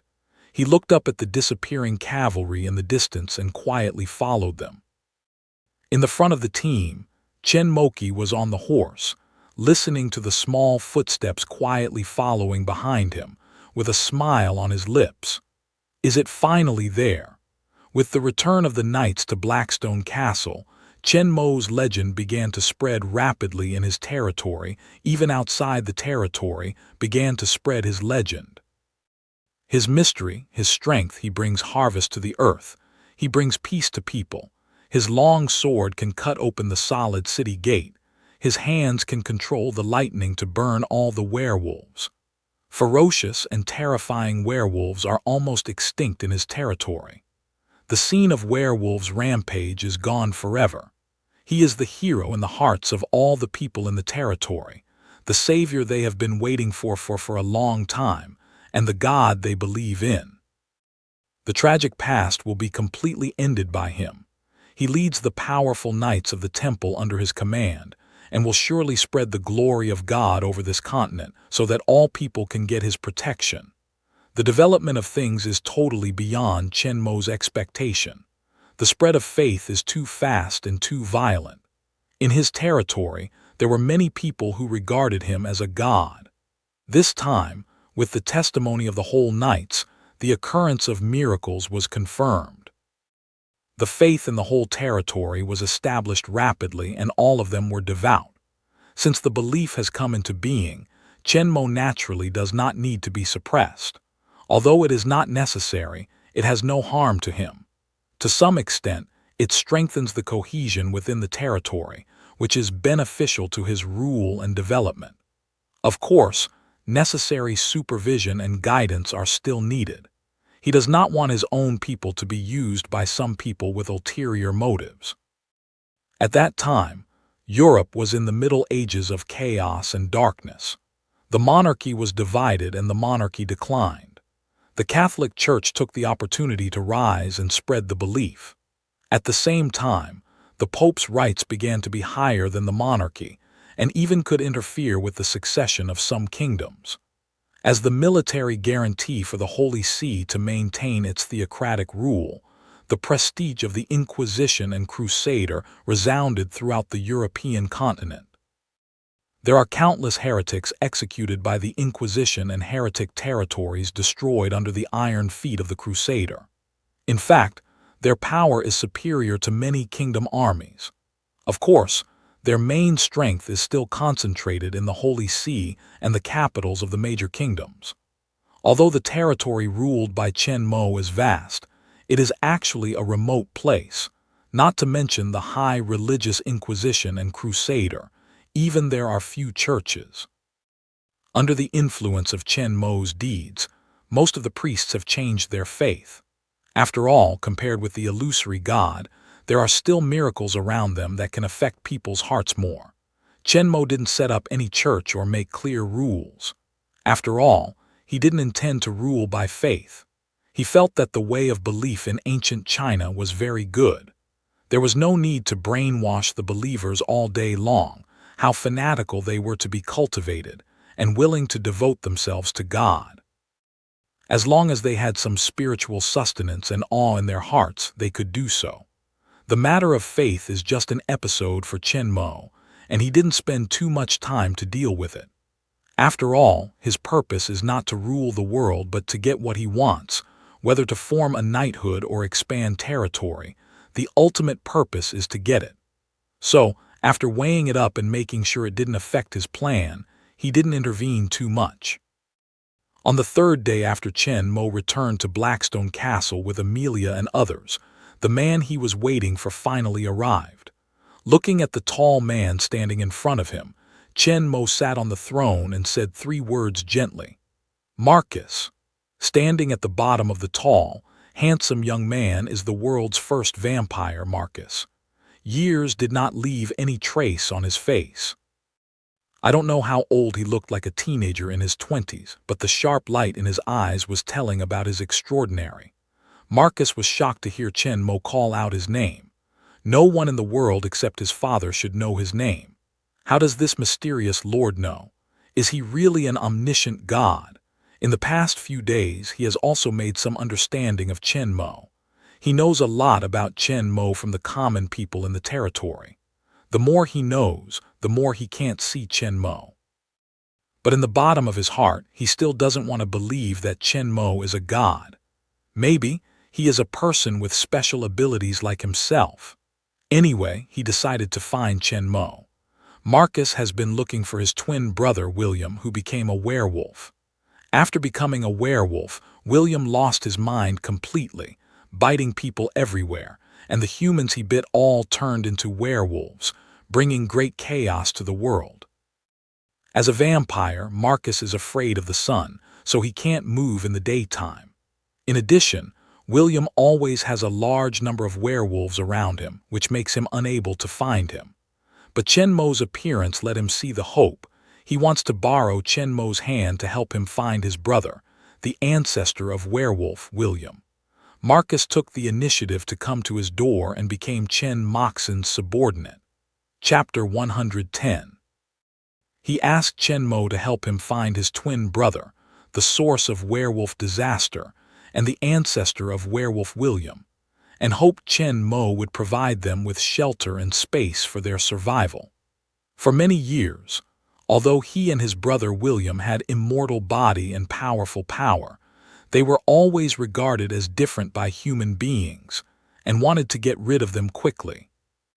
He himself is also firmly hidden in the daytime and dare to move out quietly at night and always avoid the sight of human beings for fear of being discovered by human beings accidentally. He lived this kind of careful life for many years.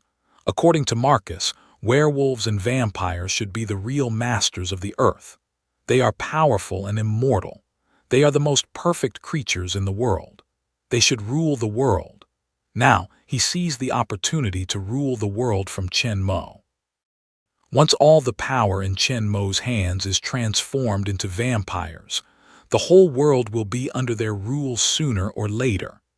At that time, the ancestor of the vampire will be able to stand on the top of the world.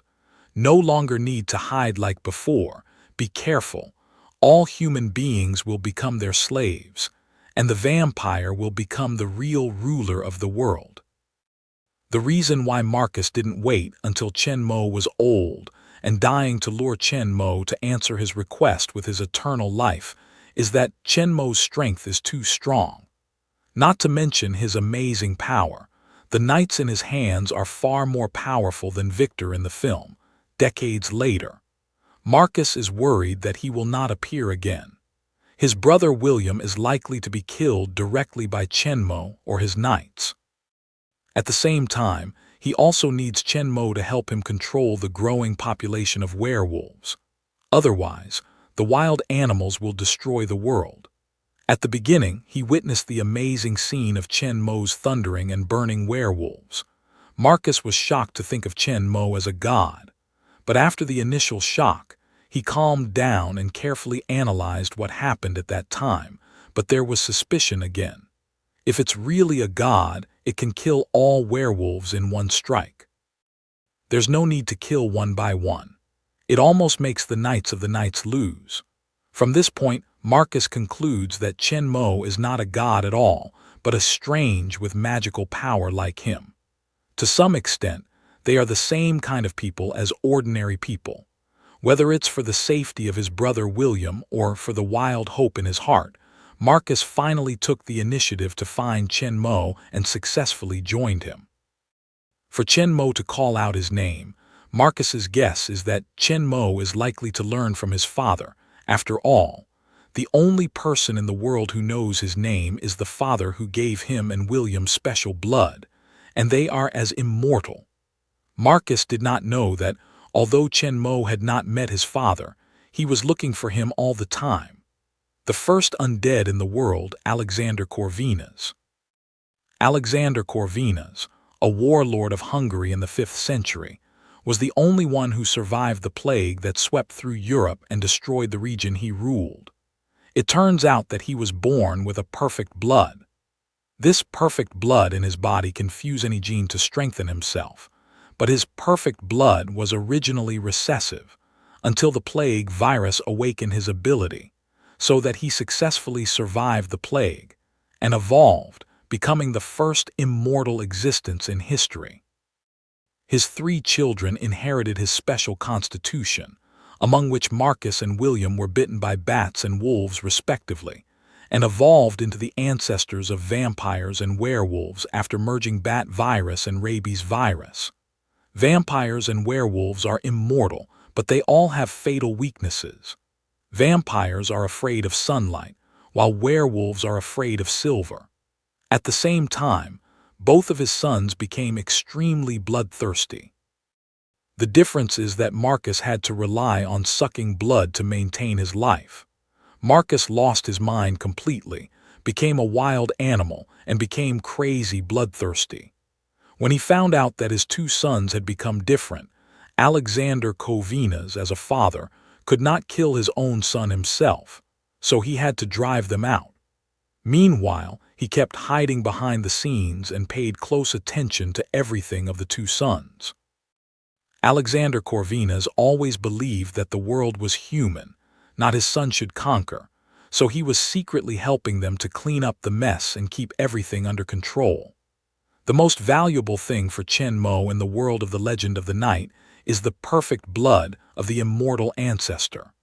Although vampires and werewolves can also make people immortal and greatly improve their strength, their shortcomings are too obvious, and the changes to the body are unacceptable to Chen Mo. He doesn't want to become a monster himself, and the purest perfect blood doesn't have these problems, which is what Chen Mo really needs. Chen Mo has been looking for him, but he has never found anything. On the one hand, Chen Mo's caravan has only reached a limited place, and his intelligence collection is not comprehensive. On the other hand, Alexander Corvinus, who has been hiding in the dark for hundreds of years and wiped his butt for his two sons, is not so easy to find. But Chen Mo knows that as long as he finds his two sons, he is not far away from finding him, which is also the main reason why Chen Mo left Marcus. But in addition to the introduction of Corvinus, Marcus is not useless. Although Chen Mo doesn't need it himself, his knights can all be turned into vampires. By then, the strength of the whole cavalry will be greatly improved. It will be much easier to deal with werewolves, secular forces, and Alexander Corvinus hidden behind the scenes. As for the vampire's fear of the sun's fatal weakness, Chen Mo naturally has a way to deal with it. After using Marcus to turn hundreds of knights into vampires, when Marcus was ready to bite him, Chen Mo unexpectedly refused. This made Marcus unexpected. According to his original plan, he turned Chen Mo and his knights into vampires by using the temptation of becoming stronger and immortality. At that time, he told carefully prepared lies, which made Chen Mo afraid and prevented him from killing the donkey. But now Chen Mo doesn't intend to turn into a vampire, which completely disrupts Marcus's plan and makes him feel embarrassed.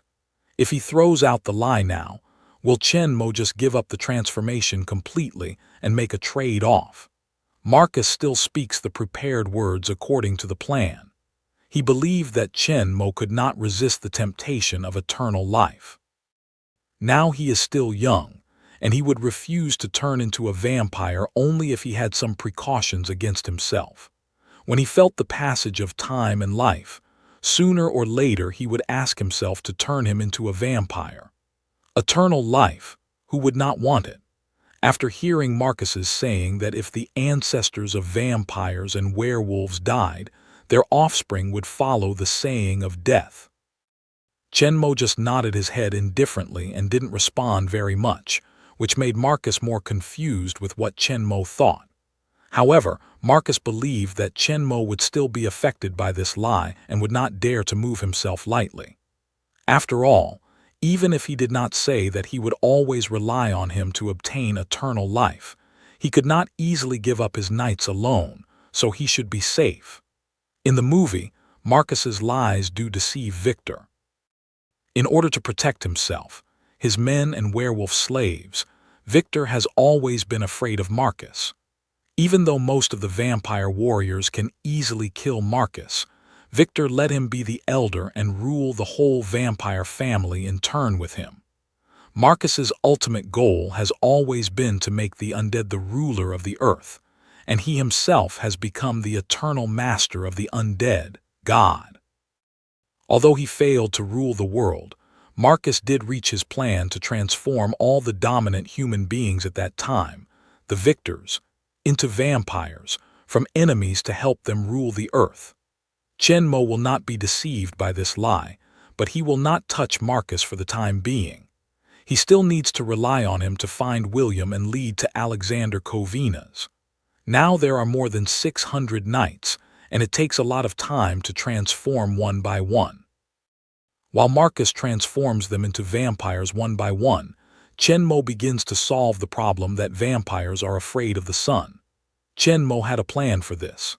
After Andrew was first transformed into a vampire, Chen Mo carried out experiments on him. As Chen Mo guessed in his mind, after becoming a vampire, Andrew had the special ability of ultrasonic localization of bats. After a period of deliberate training, Andrew mastered this ability very easily.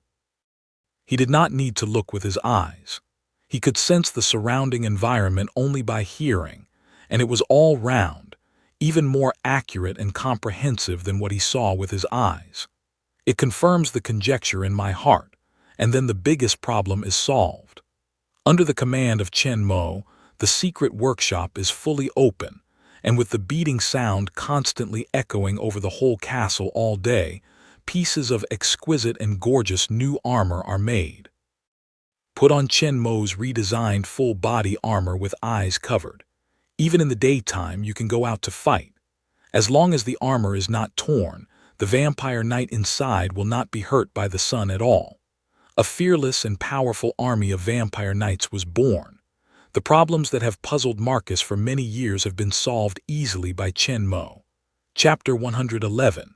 This suit of armor provides powerful defense while completely blocking the sun, which is fatal to vampires, from the armor. And under the careful design of Chen Mo, the whole set of armor is extremely flexible, which will not affect the flexibility of the movement at all. Vampires have 3 times the strength and endurance of ordinary people, even if they wear it all day long. In other words, with this new armor, vampires are free to move in the sun, and there is no weakness that they have to hide during the day. It is because of this solution that Chen Mo dared to transform all knights into vampires. The knights who become vampires become more powerful, but no one dares to challenge the only Chen Mo who has not become a vampire. Not to mention their firm loyalty and faith, they have been following Chen Mo for many years. They have to know more than anyone how terrible Chen Mo's strength is. Even if they become vampires, they are several times stronger than before. They can't be the opponents of their powerful lords like the god of war. Not to mention Chen Mo's terrorist ability to control thunder. Even if they are several times stronger than before, they can never take the terrorist thunder that can instantly burn everything. In the hearts of all the knights, Chen Mo was in deep awe, even without any other thoughts. Not all the knights could be members of the order, otherwise the number of knights would have exceeded 1,000. Under Chen Mo's keen perception, their minds are not hidden at all. Only the most loyal knights are qualified to join the order. Marcus is the only one with a different mind in the whole order. Although for some purposes, Marcus joined Chen Mo and recognized him as the Lord, how could Marcus, who has always had the ambition to rule the world, be willing to live under Chen Mo forever? Now, with the help of Chen Mo, he has become the founder of a powerful vampiric knights group. Although the knights group is not under his control, he has finally set the vampires on the stage of history and taken the first step of vampiric domination of the world. When the vampire really steps on the top of the world and becomes the race that dominates the earth, his position as the ancestor of the vampire will rise, even if Chen Mo is killed to seize the power. Of course, Marcus is still honest. After all, the gap between him and Chen Mo is too big, but he is not depressed. The power of vampires will become stronger and stronger with the passage of time.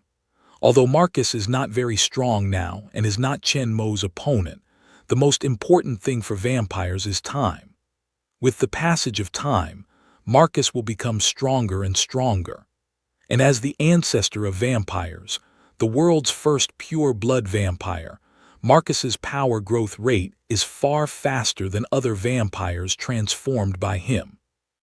Marcus has never exposed his real strength in front of Chen Mo. In fact, after hundreds of years, Marcus's strength is far higher than ordinary vampires. After Andre and others were transformed into vampires, their power was basically equal to that of werewolves, about 3 times that of ordinary humans. Compared with werewolves, vampires are a little weaker, but faster. In addition to strong armor, sophisticated weapons, and superb combat skills, the combat power of a single vampire knight should be higher than that of ordinary werewolves. In the case of group charging, it can crush the same number of werewolves. Marcus is much more powerful than these newly transformed vampires. His power is more than 4 times that of ordinary people, and his speed is 5 times that of ordinary people. In terms of physical quality, Marcus's strength is very close to Chen Mo's. To some extent, he can threaten Chen Mo. Of course, Chen Mo doesn't wear alloy armor. Marcus can be said to be the most powerful existence Chen Mo has ever met in the world of the Legend of the Night. In addition to the combat experience that Marcus has accumulated for hundreds of years, Chen Mo may not be able to defeat him easily without using energy weapons. Of course, Chen Mo is not clear about Marcus's real strength, but he is aware of it. Although Marcus deliberately hides his strength, Chen Mo can still feel the powerful breath of Marcus. With a clear understanding of Marcus's character and ambition, Chen Mo has always been on guard against him. After the establishment of the Vampire Knights, Chen Mo did not rush to use this powerful force to open up territory. Instead, he temporarily stopped expanding and focused on the search and elimination of werewolves in his territory. Now Chen Mo's territory is very wide. Although the knights will go out to clean up once the trace of werewolves is found, there are still many hidden werewolves in the sparsely populated areas. They are wandering around, threatening the safety of the people in the territory. The last time Chen Mo met a group of more than 100 huge werewolves, they were hidden in the remote mountains and forests and were not found. But the appearance of these werewolves is very unreasonable.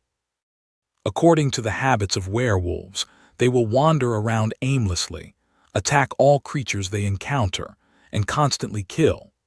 However, such a large number of werewolves have not left any trace before.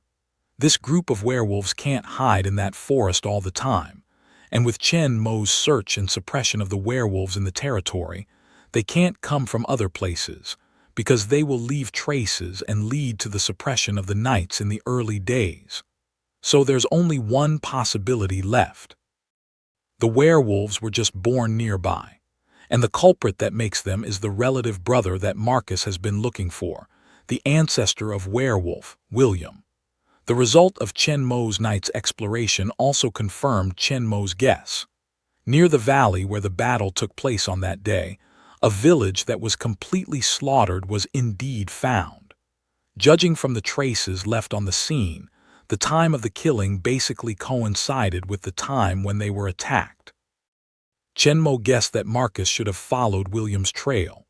After discovering the village that had been slaughtered, he followed the traces left by a large group of werewolves to the forest, and then witnessed Chen Mo's great awe. As for William, he didn't join in the attack on the knights. He probably left ahead of time, so he didn't find Chen Mo and others coming. However, the werewolves left behind by him launched an ambush after finding the knights, and Chen Mo wiped out all of them.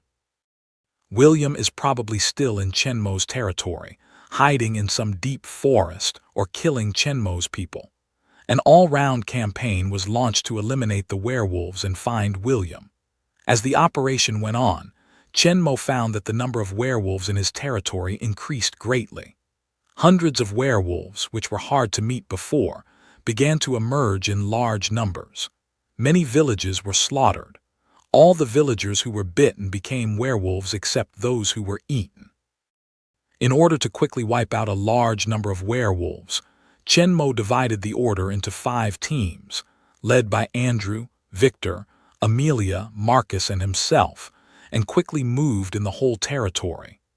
If these werewolves are not eliminated as soon as possible, Chen Mo's territory is likely to be completely slaughtered by them. It can be seen that William, the ancestor of werewolf, is terrible and destructive. If it wasn't for Alexander Covinas, who had been cleaning his ass behind him and leading his men to destroy the bodies of the werewolves who had been killed by William, the whole Europe might have been occupied by the werewolves, and the human race might have died. This time, he didn't show up. He was probably afraid of Chen Mo's powerful power and chose to keep hiding and watch on the wall. For these werewolves, Chen Mo's way of dealing with them is to eliminate them all. Unlike Victor in the movie, he does not lock the werewolves with iron chains as the day guards of the vampire castle and protect the vulnerable vampires in the daytime, because they don't need it. Even during the day, vampire knights are still searching for werewolves and killing them. The armed vampire knights are extremely powerful. The werewolves in Chen Mo's territory are quickly eliminated, but they still can't find William. It has to be said that as Marcus's twin brother and the ancestor of werewolf, William's strength cannot be underestimated. With his powerful power, amazing speed, and agility, it is difficult to trace it. However, with the progress of the campaign, the knights learned more and more about its habits and ways of action. They were able to find the traces left by it, and were getting closer to its figure. Following its trail, 5 teams came together to a village at the foot of the mountain. They came a little late. The village has been completely destroyed. The wooden house has been torn up by claws. The bodies of villagers and livestock are scattered everywhere. There is no living thing in the whole village. The peaceful village has become a dead place. Looking at the miserable scene in the village in front of him, Chen Mo could not help but raise a burst of anger in his heart. This is his territory. These dead people are his people. Now they are slaughtered by a wild animal. This is the first village destroyed by it. Chen Mo feels that his patience has reached the limit. This scourge must be solved today. Sharp as a knife's eyes swept across the village, Chen Mo's face was as cold as ice, and he gave a cold command to all the knights. It just left here. Amelia, you bring someone to stay and burn the bodies.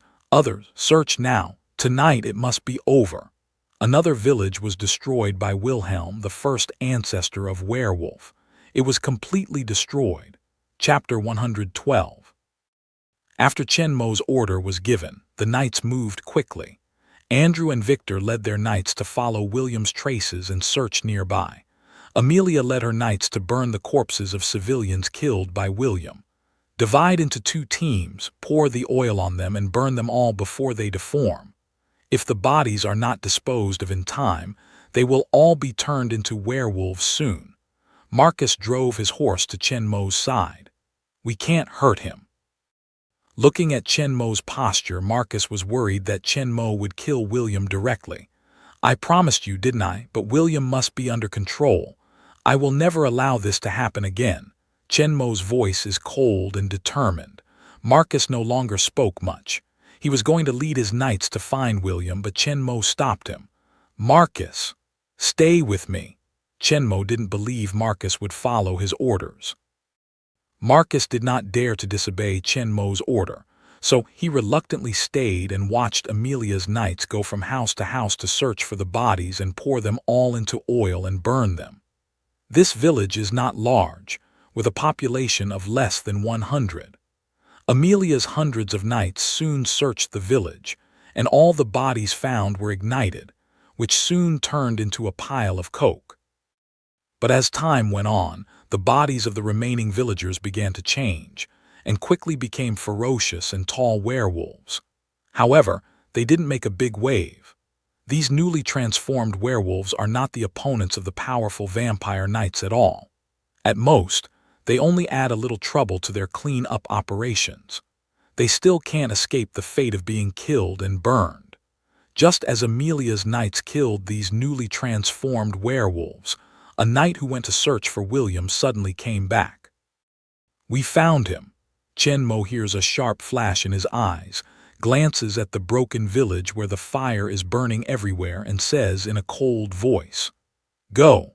After that, Chen Mo pulled the reins and rode the horse to follow the knight to the place where he found William. Marcus's eyes flashed a thick worry and quickly followed. Chen Mo followed the knight to a forest not far from the village. Surrounded by dozens of knights, a wolf with white hair on his head, who was bigger and stronger than the ordinary werewolf they had met before, was roaring and roaring. Only in the face of armed vampire knights, for a while, it could not escape their encirclement. This is a special crossbow specially made for catching werewolves, with a chain attached at the back. This kind of crossbow is fired through a strong crossbow. Once it is shot through the body of the werewolf, the arrow part will open automatically and be firmly stuck on the body of the werewolf. As long as the knights pull the chain connected to the tail of the arrow, they can control the werewolf from a long distance. Now there are several such crossbows in this huge werewolf. Several chains are pulled by the knights, and several chains are tied to the trunk of the tree, firmly controlling it in place and unable to break free. Marcus, who was closely behind Chen Mo, also saw the scene in the field and jumped off the horse and rushed up. "No, don't hurt him." Marcus's face was full of anxieties and he stopped it with a loud voice. However, the knights didn't pay attention to his words and still pulled hard at the chain in his hand. The werewolf growled in pain and struggled to get rid of the chains. Marcus was furious.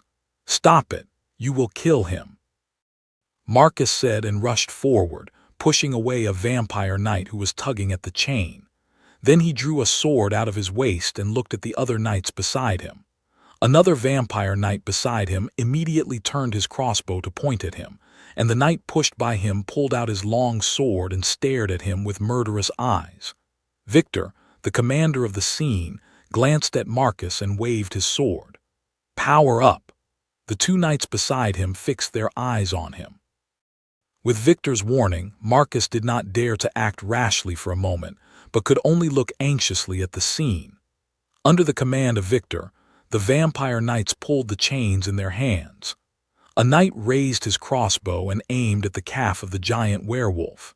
In Marcus's worried eyes, the knight buckled the crossbow machine, and the sharp special crossbow flew out with a long chain, hitting the werewolf's ankle accurately. After the crossbow arrow passes through the ankle, the mechanism of the head pops out in a flash and is firmly stuck on its leg. Another knight nearby rushed to help. With the joint efforts of the two, they finally pulled the chain and pulled the giant werewolf to the ground. "William," Marcus cried sadly. "This huge white werewolf is his twin brother William, the first ancestor of the werewolf." "Marcus!" Chen came up behind Marcus with a heavy face and shouted at him. Marcus turned to look at Chen Mo and said angrily, "You shouldn't have hurt him. Give him to me as we agreed. Otherwise, you will pay for breaking your promise." Hearing Marcus's threat, Chen Mo's eyes flashed a fierce light and stared at him with murderous air. "Then you will know your own fate. Your sympathy for the beast is stupidity to the top. Your brother is out of control. It's going to be my way." Seeing Chen Mo's determination, Marcus was afraid that he would kill William directly. "You know what will happen if you kill me or William."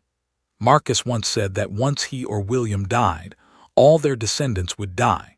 Chen Mo had always killed the werewolves before, but since some time ago, the crossbow specially used to catch the werewolves has been made. Chen Mo also began to capture the remaining werewolves after the battle situation was determined. Of course, Chen Mo's capture of these werewolves is not the same as in the movie.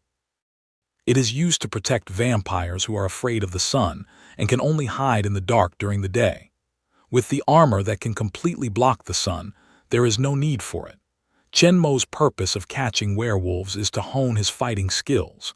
These werewolves are powerful in power and speed. They have no reason but to kill crazily. Every time they attack, they try their best. A sufficient number of werewolves can bring certain pressure to Chen Mo and play a role in fighting skills.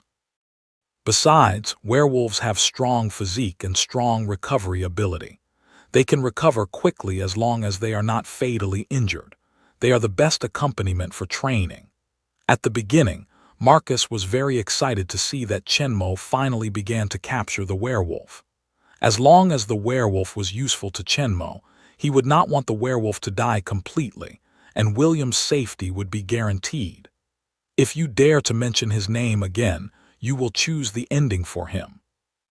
Chenmo's deep words are full of cold. Just a werewolf, Chenmo doesn't put it in his eyes. Don't say that Chenmo already knows Marcus's lies. Even if it is true, Chenmo won't allow anyone to threaten him. As his voice fell, the vampire knights around Chi raised their crossbow and pointed to Marcus. Pointed by so many powerful crossbows, Marcus is also under great pressure. Even if he uses his hidden strength, it's difficult for him to retreat under the cover of so many crossbows.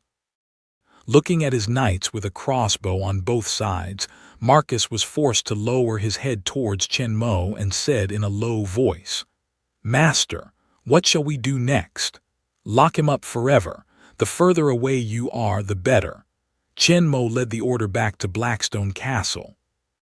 Seizing the source of the werewolf disaster, Wilhelm and Chenmo, the ancestors of the werewolf, planned to call on the craftsmen to build a dungeon to imprison him, and all the best craftsmen in the territory are in the secret workshop. It happened that he didn't go to the workshop for a while, so Chenmo was ready to go there in person. At the beginning, the workshop moved into the huge Blackstone Castle with the knights. Chenmo specially designated an area for these craftsmen and their families to work and live. They work and live here, so the whole workshop looks more like an independent small town. Although the territory has been expanded many times, the original workshops of dozens of people have not expanded much. The number of craftsmen has only increased to less than 100, and their families only have 300. After all, Chenmo's manufacturing is mostly luxury goods or exclusive use of equipment items. The number of demand is not large and does not need too much productivity. These people are enough, and there is no need to expand excessively. After riding through the gate guarded by a squadron of 50 knights, Chenmo entered the workshop area in the depth of the castle. The new workshop area is much more spacious than the original manor. The living area and working area are completely separated. Many children are playing in the street. While Chenmo was looking around the workshop area, a little girl with a pink carving and jade carving suddenly ran towards the middle of the road with a giggle in the middle of a fight with her companion, and she ran in front of Chenmo's horse. The black horse under Chenmo's seat is tall and powerful, with 4 strong legs. Even the powerful werewolf can kick one foot into serious injury, and ordinary adults can die in one stroke. Once trampled on by this tall and heavy horse, her small body is definitely more dangerous than good. Some of her friends behind her found her dangerous situation and shouted in a hurry, "Selina, come back!" Seeing that the little girl was about to be trampled on by the hoof of the war horse, many people shouted anxiously, and many even closed their eyes. Chapter 113. Fortunately, Chenmo has slowed down since he entered the workshop area. The horses are just jogging, not sprinting at high speed. Seeing the little girl running towards the horse, Chenmo quickly pulled the reins. The black horse under Chenmo's seat, strengthened by serum, is quick in response and quick in action, and feels Chenmo's instructions. Even when his limbs start to slow down, he stops in time before stepping on the little girl. Selina. Receiving the news that Chenmo is coming in advance, Kane, the manager of the workshop who came to meet Chenmo, came late, but he saw the thrilling scene. He didn't care to salute Chenmo. He hurriedly called out the name of the little girl and ran up to her and picked her up. After carefully checking up and down, he found that the little girl was not injured, and finally he was relieved.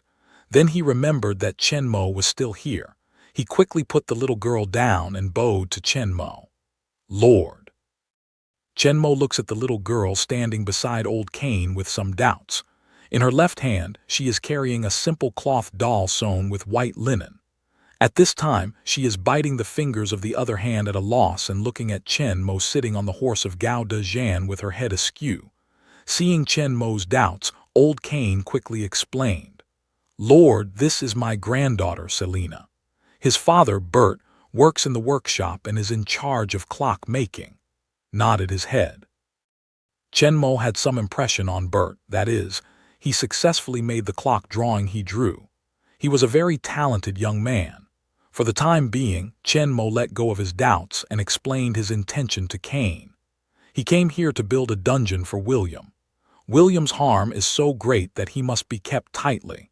When Chen Mo said that the source of the werewolf disaster was captured by the knights, Cain excitedly said that his son Bert was the best choice. Bert likes to study precise mechanisms and traps. He is extremely obsessed with the clock drawings given by Chen Mo. He studies and tries to forget about sleeping and eating, and finally successfully makes them. At the same time, he is proficient in forging, locks, and architecture, and is the most suitable person in charge of building dungeons at present. Chen Mo naturally has no objection to Cain's recommendation. Chen Mo can still believe his words. Bert is responsible for the construction of the prison where William is being held, but he has determined the candidates. Chen Mo's look at Serena, the little girl, is even more strange. It seems that he can't explain clearly. Looking at Selena, Chen Mo suddenly thought that vampires need not only powerful soldiers, but also scholars and scientists. The craftsmen of the workshop have been working hard for him. They have made a lot of contributions to the territory these years. In terms of loyalty, they should be rewarded. When he thought about it, Chen Mo immediately ordered Cain to gather all the craftsmen and their families in the whole workshop. He had something to say. Chen Mo's order was quickly carried out. Soon, more than 300 men, women, old and young, gathered in an open space in the center of the workshop, looking at Chen Mo sitting on the horse of the tall god. Feeling the admiration and eager eyes of the people below, Chen Murin nodded in secret and said slowly, "You've been in the workshop all these years working for me, and I know what you've done. Now I ask you, would you like to work for me forever and never see the sunshine again?" Facing Chen Mo's question, the craftsmen below didn't think much about it. Chi shouted loudly, "Yes, we will." Everyone here remembers very clearly what kind of life they had before. It's the Lord who keeps them from being killed by werewolves and enables them to live a comfortable life without worry about food and clothing. Compared with the lack of sunshine, they are more afraid of hunger, cold, and death. It's also a glory for these civilians to be able to work for the Lord. This opportunity is not available to anyone who wants it. Tens of thousands of people in the whole territory, except hundreds of powerful and noble knights, are the only ones qualified to work for the Lord. We are willing to serve Lord all our lives. Chen Mo's eyes swept over everyone's face, but found that everyone is from the heart of identity. The eyes are very sincere. Even those children, though not very able to understand Chen Mo's words, are full of gratitude, awe, and deep worship under their parents' words and deeds. They know that it's because of the Lord that they don't have to suffer from cold and hunger anymore. They can eat and wear warm every day. It's also because the Lord killed all the terrible werewolf monsters, so they can play happily every day. Chen Mo nodded slowly to see that everyone would like to. "Well, today, I will deprive you of the right to live in the sun, but at the same time, I will give you strength and eternal life." After the nights, Chen Mo ordered Marcus to turn all the people in the workshop into vampires. The workshop also moved into the huge cave in the mountain behind the castle, which was safer and more hidden than before. Today, Marcus and William are in Chen Mo's hands, and Alexander Corvinus is likely to be hidden in his territory, or even near the castle. After all, hiding behind the scenes for hundreds of years to wipe the buttocks of his two sons, Alexander Corvinus' method of hiding his footprints is still very powerful. In the previous arrest of William, Chen Mo always paid attention to the movement around him, but he never found anything. It can be seen that either his hiding method was strong enough to avoid Chen Mo's perception, or he was far away at that time. The former is unlikely. After all, he didn't know that Chen Mo had abnormal perception ability and could not prepare in advance to avoid Chen Mo's perception. Then there is only one possibility. Alexander Kovinas, a mature man, has long found Chen Mo's terror. He does not want to make positive contact with him and chooses to take the initiative to retreat. I just don't know if he has left Chen Mo's territory. If he has left Chen Mo's territory, it will be very difficult to find him again. Without delay, Chen Mo then launched all the forces in his hands and began to conduct a comprehensive search in the territory. The power of the vampiric knights and Chamber of Commerce has been fully mobilized, and every piece of land in the whole territory has been trawled, but their existence has not been found, not even a trace left. Chen Mo can be sure that Alexander Kovinas has definitely been to his territory, but it is likely that he found out something wrong after the search operation started and quickly left his territory. It is even possible that he had already found the powerful power in his hands and left early. Although Alexander Corvinas didn't have the heart to kill his two sons after they became monsters, he let them go and solved the mess they left behind, but in fact, he didn't want them to destroy the human world. In the movie, William is locked up by Victor. Instead of helping each other, he always chooses to hide and wait. In fact, Chen Mo didn't expect him to appear, just wanted to lead him to the territory, and then used his strength to find him out, but he was so alert and cautious, and his hiding ability was so strong, he escaped the net search silently and disappeared without trace. However, Chen Mo is not discouraged. Since this method is not successful, he will continue to carry out other plans. Anyway, he has plenty of time. It is only a matter of time before he finds him. He is not in a hurry. After a long period of stagnation, the territory expansion started again.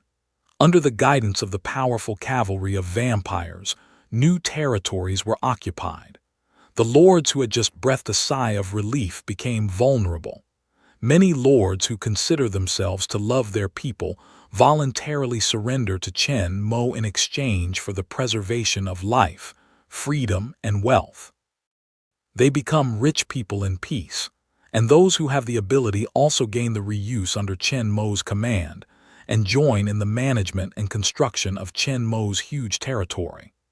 As for those who have ghosts in their hearts to choose to resist, without exception, they were directly and forcefully destroyed by the vampire cavalry, which could not stop Chen Mo's progress at all.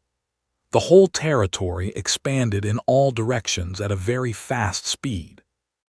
Time passed quickly in the cavalry's battle, and with the roar of horses, 3 years passed. 3 years later, Chen Mo has occupied most of the European continent, but he has never found the trace of Alexander Corvinas. At that time, in addition to the British, Irish, Icelandic, and other islands on the surrounding sea, the whole western part of Europe had almost been under the rule of Chen Mo, and now only the last territory at the westernmost end of the European continent was still fighting. The position here is Portugal in the future, which is located at the westernmost end of the Iberian Peninsula and also the westernmost end of the whole European continent. To the west of this territory is the endless Atlantic Ocean. When Chen Mo's knights broke through the last castle in front of them, exterminated the last lord who insisted on resistance, and occupied the last piece of land, Chen Mo took the knights who had just finished the battle through the castle and came to a cliff located at the back of the castle, adjacent to the sea. This narrow cliff is more than 140 meters high from the sea. Standing here, you can see the vast ocean in the distance. The whole continent seems to be behind you. This is the most western corner of the European continent, Raqqa. Standing on the edge of the cliff, Chen Mo and other people look towards the sea, only to see a huge sailing boat is sailing, heading for the deep sea in the west. Alexander Corvinas. on a huge sailing ship a few kilometers from the coastline. Chapter 114. A tall and upright man with white whiskers and a dignified look is standing on the deck at the stern of the ship, looking far away at the mainland that is gradually going away behind him. He is the immortal Chen Mo has been looking for, Alexander Corvinus. Just as he looked at the land that was about to leave, a flash of silver light suddenly came into his sight. I saw a group of majestic silver knights suddenly appear on the towering cliff at the seaside in the distance, staring at the tallest and the only black knight. Alexander Corvinus' eyes were full of dignified, angry, and mysterious. Since the plague that swept Europe hundreds of years ago awakened the perfect blood in his body and made him fearless of all diseases, his power has also become very strong, and most importantly, he has won eternal life. But he doesn't feel that he is superior to human beings. He always thinks that human beings are the masters of the world, and he is always a different kind. So after that, in order not to be found out his difference, he resolutely gave up his territory and tried to hide himself as an ordinary man until his 2 sons were bitten by blood-sucking bats and wolves. The 2 men who inherited part of his perfect bloodline evolved after the injury, but compared with him, the evolution of his 2 sons was more like a variation. They not only changed their appearance, but also their habits and temperament. Marcus grew long fangs in his mouth. He became afraid of the sun, but he was full of uncontrollable desire for blood. All the livestock in his family were dried up by him and turned into mummies. Finally, when he wanted to attack humans, he stopped him in time. William became a wild animal completely, crazy, ferocious, bloodthirsty. Even his father didn't recognize him, crazy to attack him. Alexander Corvinus thought it was God's punishment because he had the power and ability that human beings should not have. Although his 2 sons were completely different, they were his own flesh and blood. Alexander Corvinus did not bear to kill them, but drove them out and let them live and die. It wasn't until the werewolf disaster began to spread that Alexander knew how terrible his son's destructive power was, but he still didn't have the heart to deal with his son. Instead, he followed them all the time to clean up their affairs. But his power is limited after all. Even if there are many elite soldiers working for him, the werewolves are still raging in the whole European continent. Even if he knew that the source of all this was his son William, as long as he was killed or even imprisoned, he could end all this. But he just couldn't be ruthless, just followed William all the time, cleaned up the chaos caused by him, and tried to control the harm within a certain range until Chen Mo appeared. When Chen Mo and the knights were attacked by hundreds of werewolves in the valley, Alexander and his men were hiding in the woods to avoid Marcus. Because the distance is too far, beyond the sensing range of Chen Mo, and they are well concealed, they are not found by Chen Mo. But in the distance, they witnessed Chen Mo's great power, sending out blue thunder which shocked all the werewolves. The shock to Alexander's heart caused by this scene is extremely strong, which is the power of the gods. At that time, there was a feeling in his heart that Chen Mo was sent by heaven to recover his ability that should not be controlled by human beings. But he didn't want to be caught. He was used to long life and experienced countless ordinary people growing up, aging and dying around him. However, he could ignore the passage of time and fear the coming of death. He regarded life as a game. He didn't want to become an ordinary person who would live, die, and die. Even if this is God's arrangement, he will not give up his life. If he wants to recover his ability, let him catch himself. Therefore, after Chen Mo led the cavalry to leave, Alexander Corvinus did not take care of William and Marcus, but directly led his men to turn around and leave Chen Mo's territory. After leaving, Alexander Corvinus always followed Chen Mo's direction. After hundreds of years of operation in the European continent, Alexander Corvinus has its own information channel. Marcus's loyalty and the news of William's imprisonment soon came to his knowledge that he had no other ideas about it. William has been raging in this land for hundreds of years, killing countless villages and creating too many killings. It is also appropriate to be imprisoned. William is his son. He can't help himself. But if someone imprisons him or even kills him, he may feel sad, but he won't stop him. He deserves all this. The following large-scale search also confirmed the speculation in his heart. Chen Mo actually came to him, but how did he know his existence? Marcus is the only one who knows his existence in the world, but he doesn't know that he has been following them all the time. How does Chen Mo know?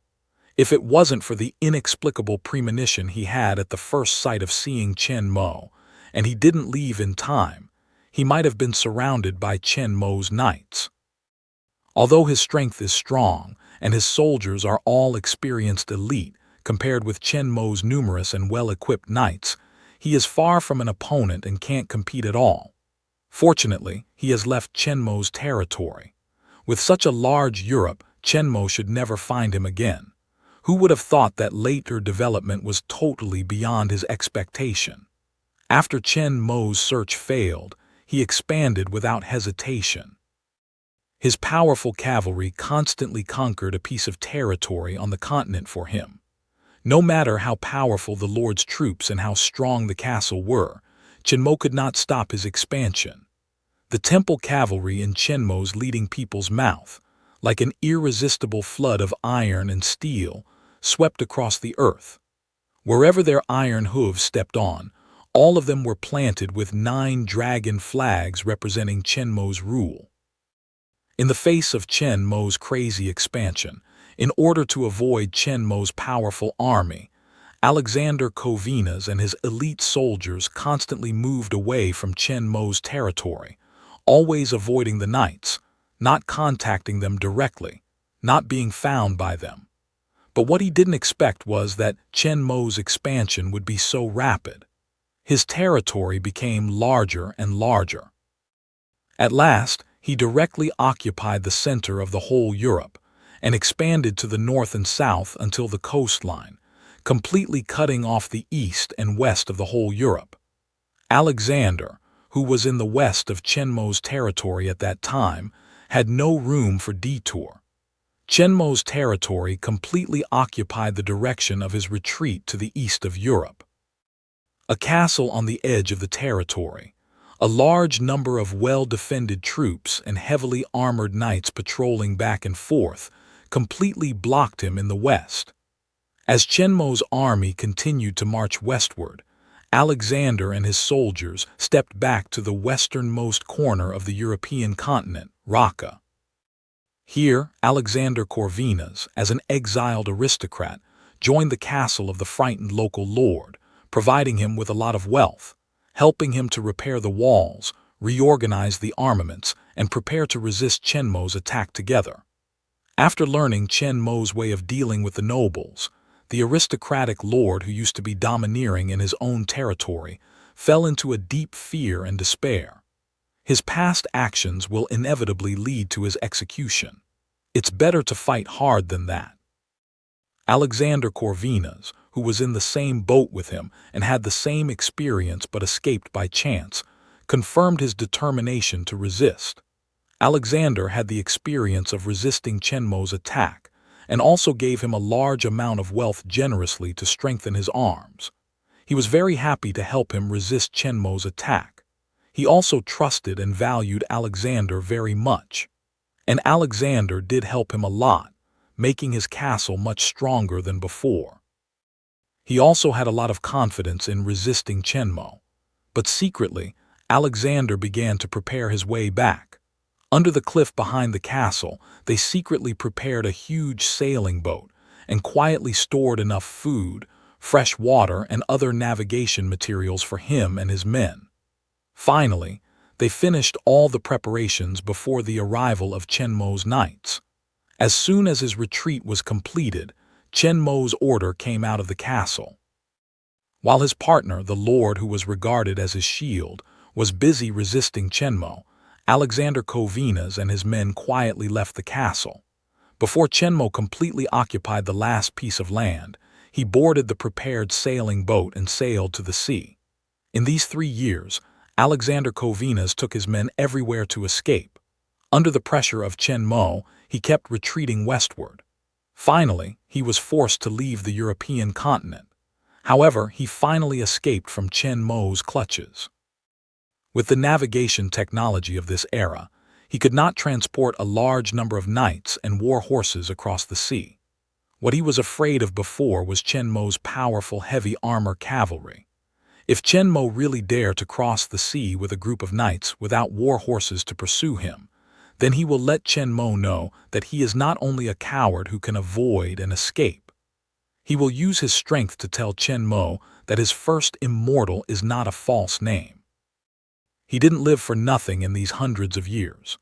On the stormy Atlantic coast and towering cliffs, a group of powerful and majestic knights, fully armed and covered in silver armor, stand proudly on the edge of the cliffs on their tall horses. Chapter 115. From their sight, they could see that a huge sailing boat was sailing in the wind on the sea several kilometers away, and it was going to the deep ocean. Alexander Corvinas on the ship looked at the majestic figure on the cliff, and there was no fear in his heart. They are far above the sea now. Even if Chen Mo wants to pursue them, he must have a boat. Now that he is ready to escape by boat, Alexander Corvinas has been ready for everything. In addition to the sailboat they took, all the ships in the whole territory were destroyed and burned by them. In a short period of time, there is no ship for Chen Mo to chase. When he transfers the ships from other places, they have already escaped without trace. In the vast sea, there is no end. Chen Mojin would not have known where he went. Just as Alexander Kovinas was relieved to escape from Chen Mo's pursuit, there was a gaping scene on the cliff in the distance. On the high cliff, Andrew and Victor, who are riding on the horse, are all biting their teeth when they watch the sailing boats on the distant sea. In the past 3 years, in addition to war expansion, they are looking for the trace of Alexander Kovinas, or more accurately, their expansion is to find Alexander Kovinas.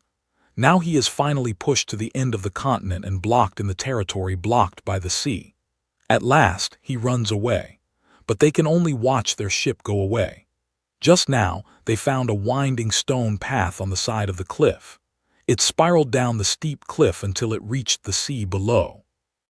Alexander Corvinas, they must have slipped from here to the sea and boarded the prepared ship to escape ahead of time when they attacked the city. But they also found that there were no other ships under the cliff. Even if they went down, they could not chase them. Chen Mo stared at the big middle-aged man standing on the stern deck alone on the sailing boat in the distance, but his face was not angry at all. Instead, a smile appeared on the corner of his mouth, as if the hunter had finally caught the prey. Looking at the winding path on the side of the cliff, Chen Mo secretly shook his head. The path is too steep, narrow, and zigzag. If you go down here, it will take him a lot of time to find the prey for a long time. Now Chen Mo has no patience to climb slowly. Turning over from the horse, Chen Mo steps forward to the edge of the cliff. The strong sea wind blows back the hem of his robe and swings with the wind in the air. The exposed legs are covered with black armor with clear edges and corners, full of power. In the sun, the mysterious black luster flashes. As the cliff is inclined out into the sea from here down, there is a deep sea directly below with no reef. He nodded secretly in his heart. Chen Mo turned around and ordered the cavaliers behind him. "You wait for me here." After that, before Andrew and others could react, they took a step in their incredible eyes and jumped off the huge cliff, which is more than 140 meters high. Chen Mo's body is falling down the cliff at a high speed.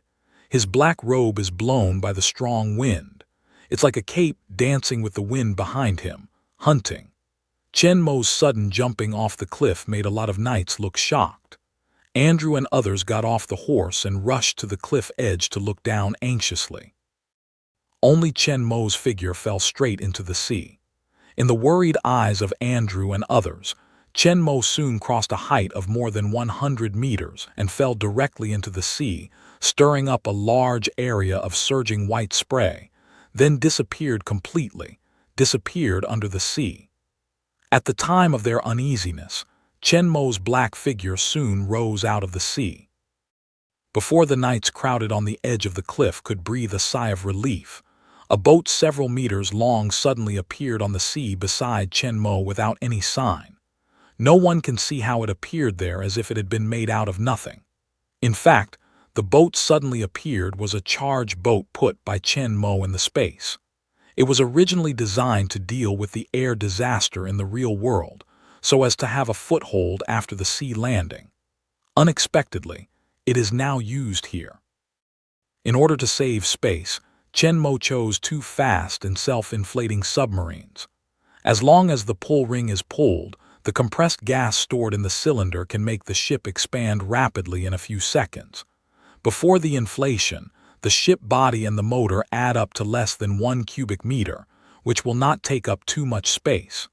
He quickly turned over from the sea and boarded the boat. Chen Mo started the engine, and a deep and loud roar rose. The propeller in the water rotated at a high speed, generating a huge thrust which pushed the boat forward. Like a sharp arrow off the string, it broke the sea and rushed towards the sailing boat in the distance. Alexander Corvinus, who was standing at the back of the sailboat, witnessed Chen Mo's cliff jumping all the way. He was still shocked by Chen Mo's amazing act. Then, the strange act of suddenly appearing ships and sailless and rowless ships that could move at full speed made him widen his eyes and fall into a complete horror. He is very sure that all ships have been destroyed by them in the whole territory of hundreds of kilometers, and the ship that suddenly appeared was never there before. What surprised him even more was the following performance of the ship. The speed of the ship was very fast, far beyond any kind of ship he had seen before.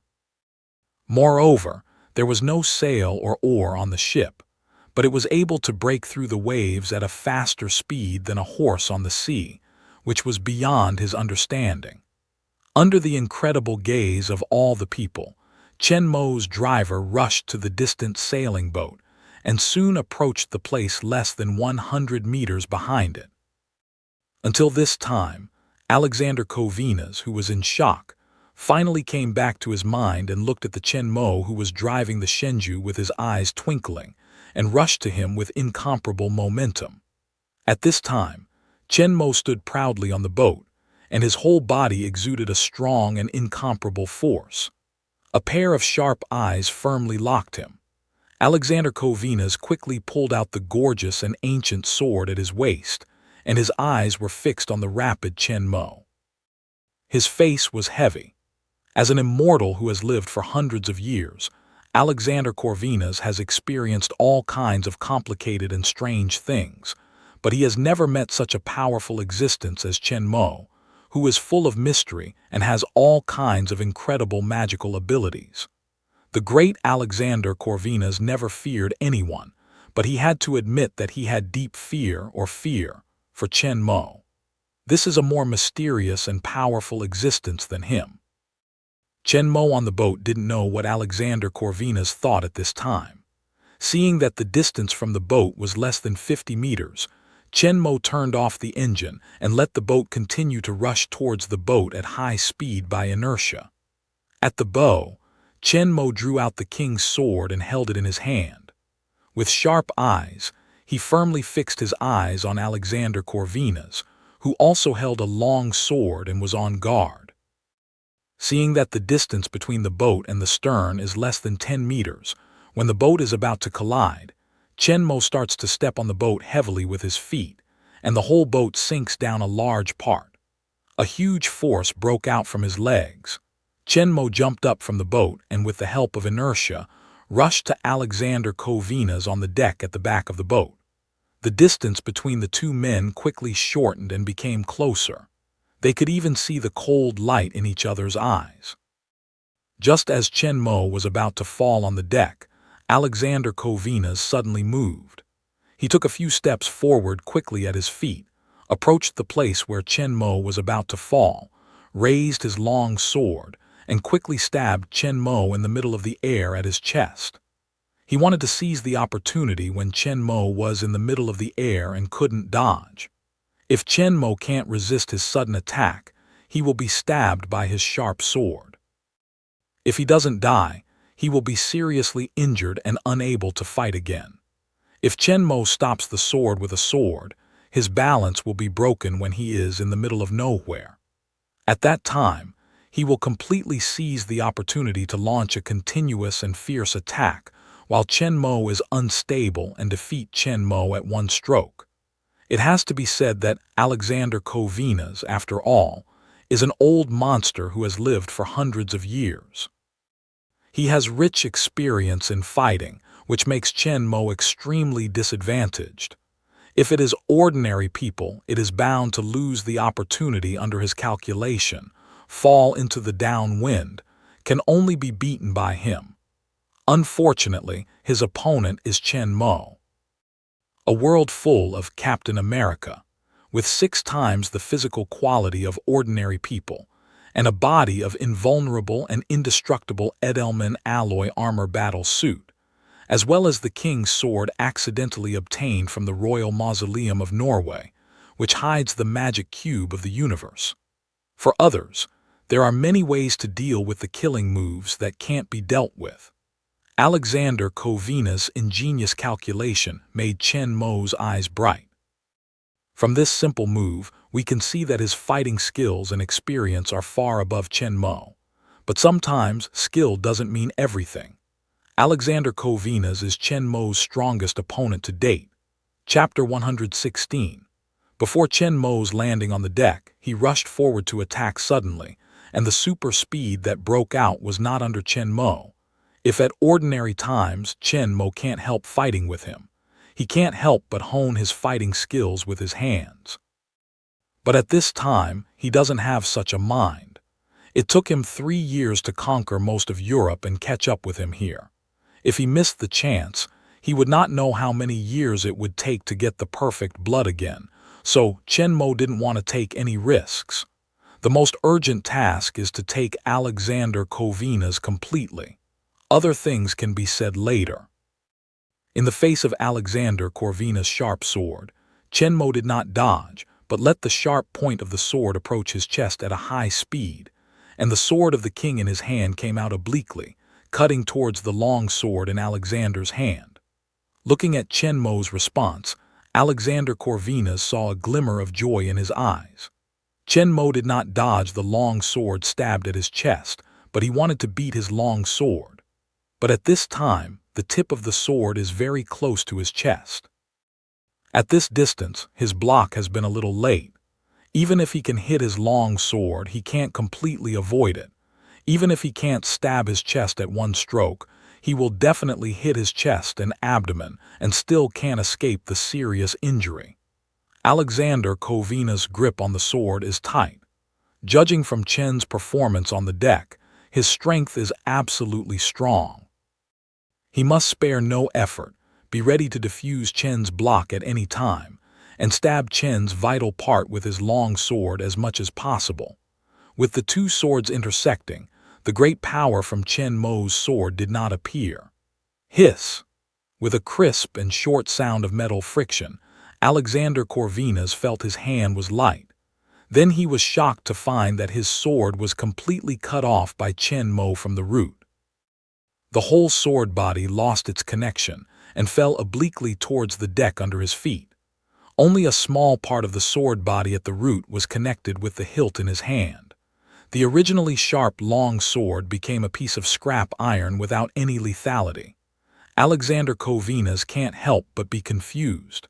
This sharp sword that accompanied him for hundreds of years and killed countless werewolves was easily cut off. Ah! The falling body of the sword slanted into the deck under his feet, and the sound made him return to his mind. Looking at the mysterious lord standing with a sword in front of him, with black clothes and black armor, sharp eyes and amazing momentum, Alexander Kovinas felt a deep sense of powerlessness. In the short-term fight just now, Chen Mo's speed and the amazing power of jumping onto the deck before him are no longer his own strength. In addition, Chen Mo's iron cutting sword is no match at all. Again, in the scene of Chen Mo's thundering hands and burning down a large group of werewolves, Alexander Corvinus lost his will to fight. Chen Mo's powerful power was not something he could fight against, and Chen Mo just cut off his long sword. He can kill him with one sword. His resistance has no meaning. He waved to stop Chen Mo's men behind him. Alexander Corvinus looked at Chen Mo's long sword with cold light. He looked up at Chen Mo, who was standing in front of him. He had been pursuing him for years.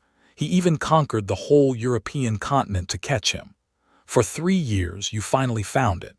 Alexander Corvinus threw away the hilt and said in a dispirited way, "Are you a man or a god?"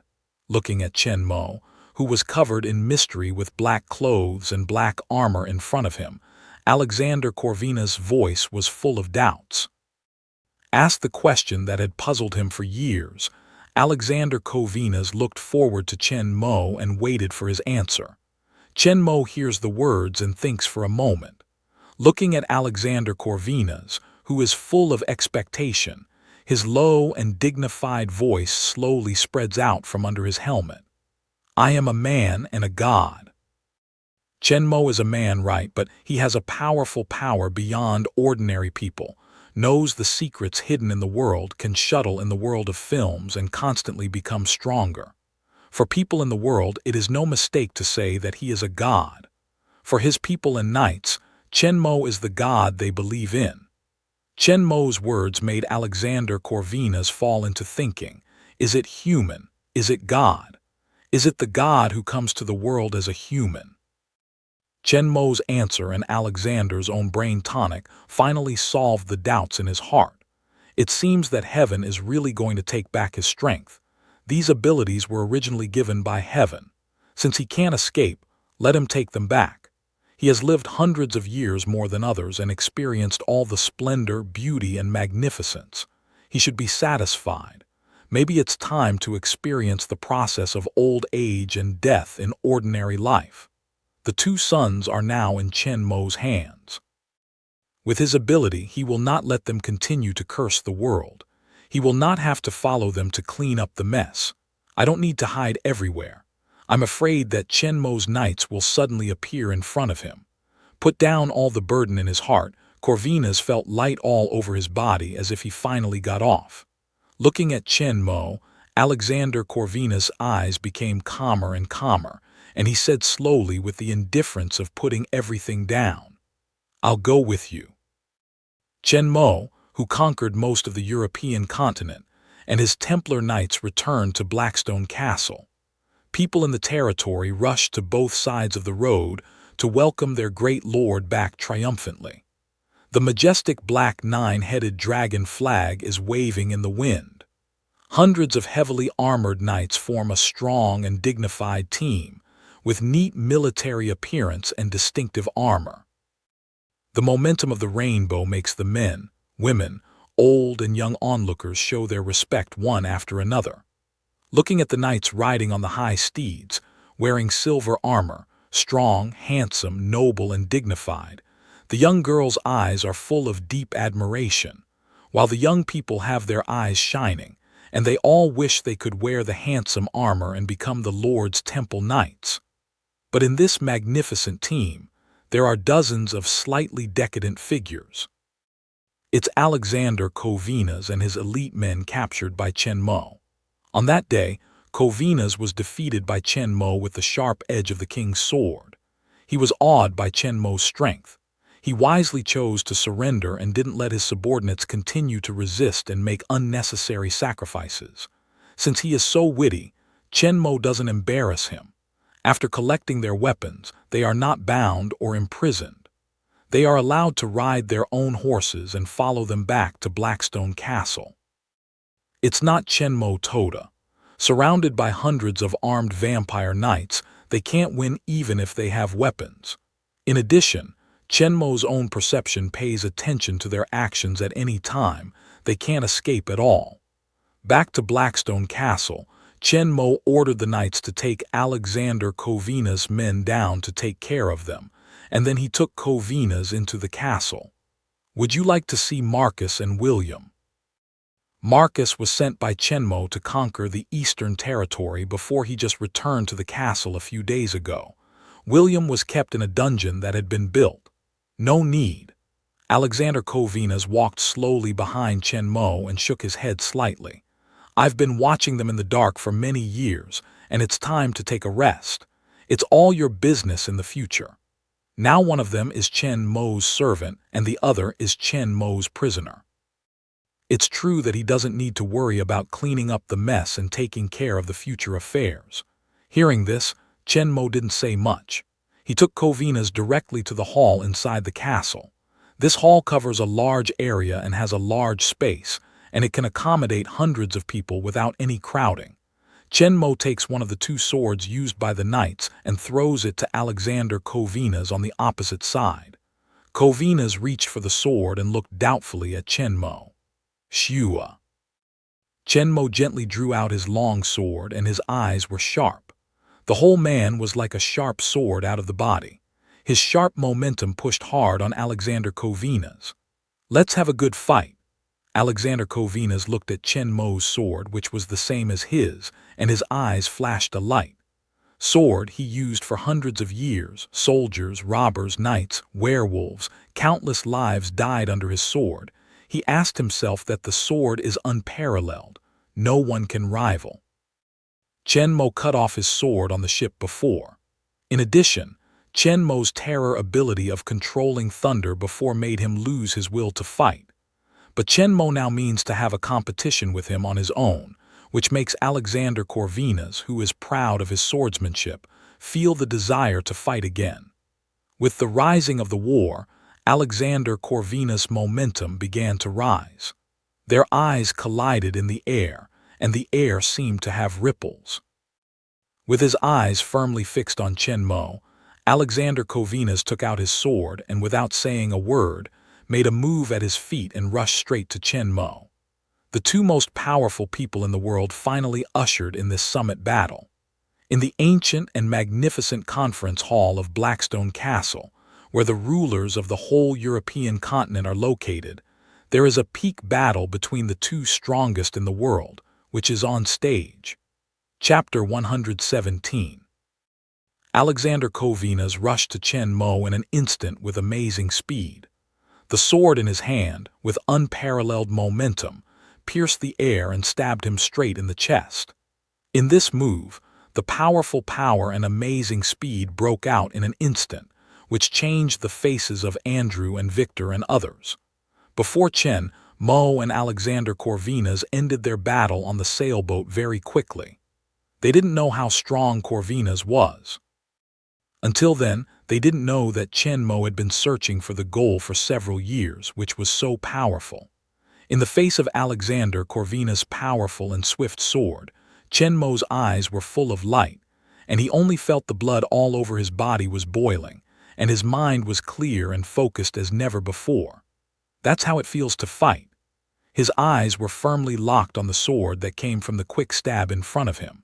Chen Mo's legs, waist, and crotch were exerting force. When his upper body turned to the left to block the sword, the center of gravity of his whole body shifted to the right, avoiding the attack track of Alexander Kovina's long sword. The rotation of the body drives the shoulders and arms. The strength of the whole body starts from the foot. Through the waist, shoulders, and arms, the strength of all parts is continuously superposed and accumulated, reaching the peak in the rotation. The sword in Chen Mo's hand, with a great power, was heavily cut on the sword from the side by the force of wind and thunder. Bang! With a loud sound of the long sword, Alexander Kovina's mighty sword was missed by Chen Mo. At this time, Kovina's had rushed to Chen Mo's body. Before he could return his sword to launch the next attack, Chen Mo took a step forward directly. At the same time, the long sword in his hand, with the rebound force of the just hit, went to Alexander Kovina's from left to right. The rapid stab was opened by Chen Mo. In the face of Chen Mo's rapid change, Alexander Kovinas did not panic at all. His body continued to move forward, and at the same time his body turned around. The long sword in his hand was almost withdrawn from the block at the same time as Chen Mo's, and he blocked Chen Mo's sword with his body when it was urgent. Bang! Hiss! The sound of the long sword resounded throughout the hall. Chen Mo's blade passed through Alexander Kovinas' sword, bringing out a flash of sparks, but he failed to cut off the sword as usual. Their respective attacks were blocked by each other without any pause, and they fought together again with swords. For a while, the dense sound of long swords kept ringing in the whole hall, and the figures of the two men moved around the hall at an extremely fast speed. With a group of vampire knights surpassing the eyes of ordinary people, they could not completely keep up with the speed of the two people, let alone see their fighting details clearly. At this time, in this vast castle hall, in addition to Chen Mo and Alexander Kovinas, who are fighting, Andrew, Victor, and Amelia, and dozens of guard vampire knights. Just as the battle between Chen and Mo was going on fiercely, and all the knights' eyes were attracted by the two people in the field, a blonde girl, only 8 or 9 years old, with pink carving and jade carving, wearing a lovely princess skirt, stumbled in from the entrance connecting the hall and the castle. When the little girl heard the news of the triumphant return of the knights, she rushed to the hall. Just entering the hall, she saw the lord and a dignified middle-aged man with white hair and white beard were fighting with swords. She hurried to Amelia's back, holding her cloak in both hands, peeped out from behind her and looked at the two men who were fighting in the field. Amelia had already heard the small footsteps coming from behind, and a smile could not help showing on the corner of her mouth. When the little girl ran behind her and pulled the cape to protrude her small head, Amelia slowly extended her right hand and gently stroked the small head pasted on one side of her thigh. "Selina, look hard." When Amelia spoke, her eyes did not leave the two people who fought in the field. It was a very valuable experience for each of them to witness the battle between the strong and the strong, which could benefit them a lot. Serena, the little girl, gently nods when she hears the words, letting Amelia's long fingers caress her head and her face stick to Amelia's thigh. A pair of big blue eyes stare at the two people in the fierce battle with serious faces. This little girl is the little girl Chen Mo met in the workshop, who was almost trampled by a war horse. The granddaughter of the workshop leader, Kane, and her father, Bert, were responsible for the construction of the dungeon where William was held. After hearing her name at first, Chen Mo had a guess in his heart. When he learned that his father was just a craftsman who was proficient in the construction of dungeons, Chen Mo had basically concluded that the lovely little girl was the heroine of the movie Legend of the Night, the vampire warrior and Selina. Chen Mo is very impressed by the heroine in the movie, who is cool and charming. However, he didn't expect that the protagonist in the future of the world should have all his family in his territory, and her grandfather is still the workshop leader who he personally identified. After confirming Selina's identity, Chen Mo became more interested in this lovely little girl. After Marcus transformed all the people in the workshop into vampires, Chen Mo brought Selina into the castle and gave it to Amelia, the only female knight in the knight's order, for instruction, and allowed her to enter and leave the workshop and the castle freely. Amelia is also very fond of this very beautiful and lovely little guy. She always takes her with her when she is in the castle, teaches carefully, and treats her as her daughter. Selina is very kind to this beautiful and noble master. She treats others very coldly. She also likes her gentle master. Although Amelia teaches her swordsmanship very severely, she still likes to be with her. Although they are not related by blood, they are like a real mother and daughter. Not only Amelia, but also all the knights in the whole castle don't like the simple and lovely Serena. They fight outside and kill enemies. When they come back to the castle and see this lively and beautiful little guy, their evil spirit will dissipate in an instant. It's like going home. With Selina, the whole solemn and dreary Blackstone castle has become much more vivid and beautiful. Lord's special treatment, Amelia and other knights' love, makes Selina become the little princess of the whole castle, no one willing to bully her, no one dare to bully her. However, Selina did not become arrogant because of the public's love. She was still as naive, kind, and lovely as before. At this time, Selina hid behind Amelia and looked at the battle of the two people seriously. Her big eyes were wide and round. She had never seen such a fierce and swift battle. The competition between knights and uncles was far from the same. Looking at Chen Mo wearing a black robe and wielding a sword like wind, Selina's bright eyes are full of adoration. It turns out that the Lord is so powerful. With the battle going on, Chen Mo also has a certain understanding of the strength of Alexander Corvinus. His strength and speed are about 6 times that of ordinary people, which are equivalent to Chen Mo's basic aspects.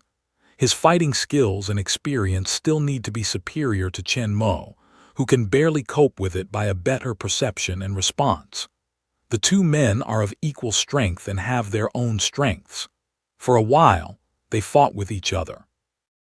Alexander Corvinus still has a slight advantage, but Chen Mo's learning ability is really too strong. In the fierce battle, Chen Mo quickly accumulated experience, learned Alexander Corvinus' superb fighting skills, and turned them into his own use. The skill gap between the two began to narrow and soon became even.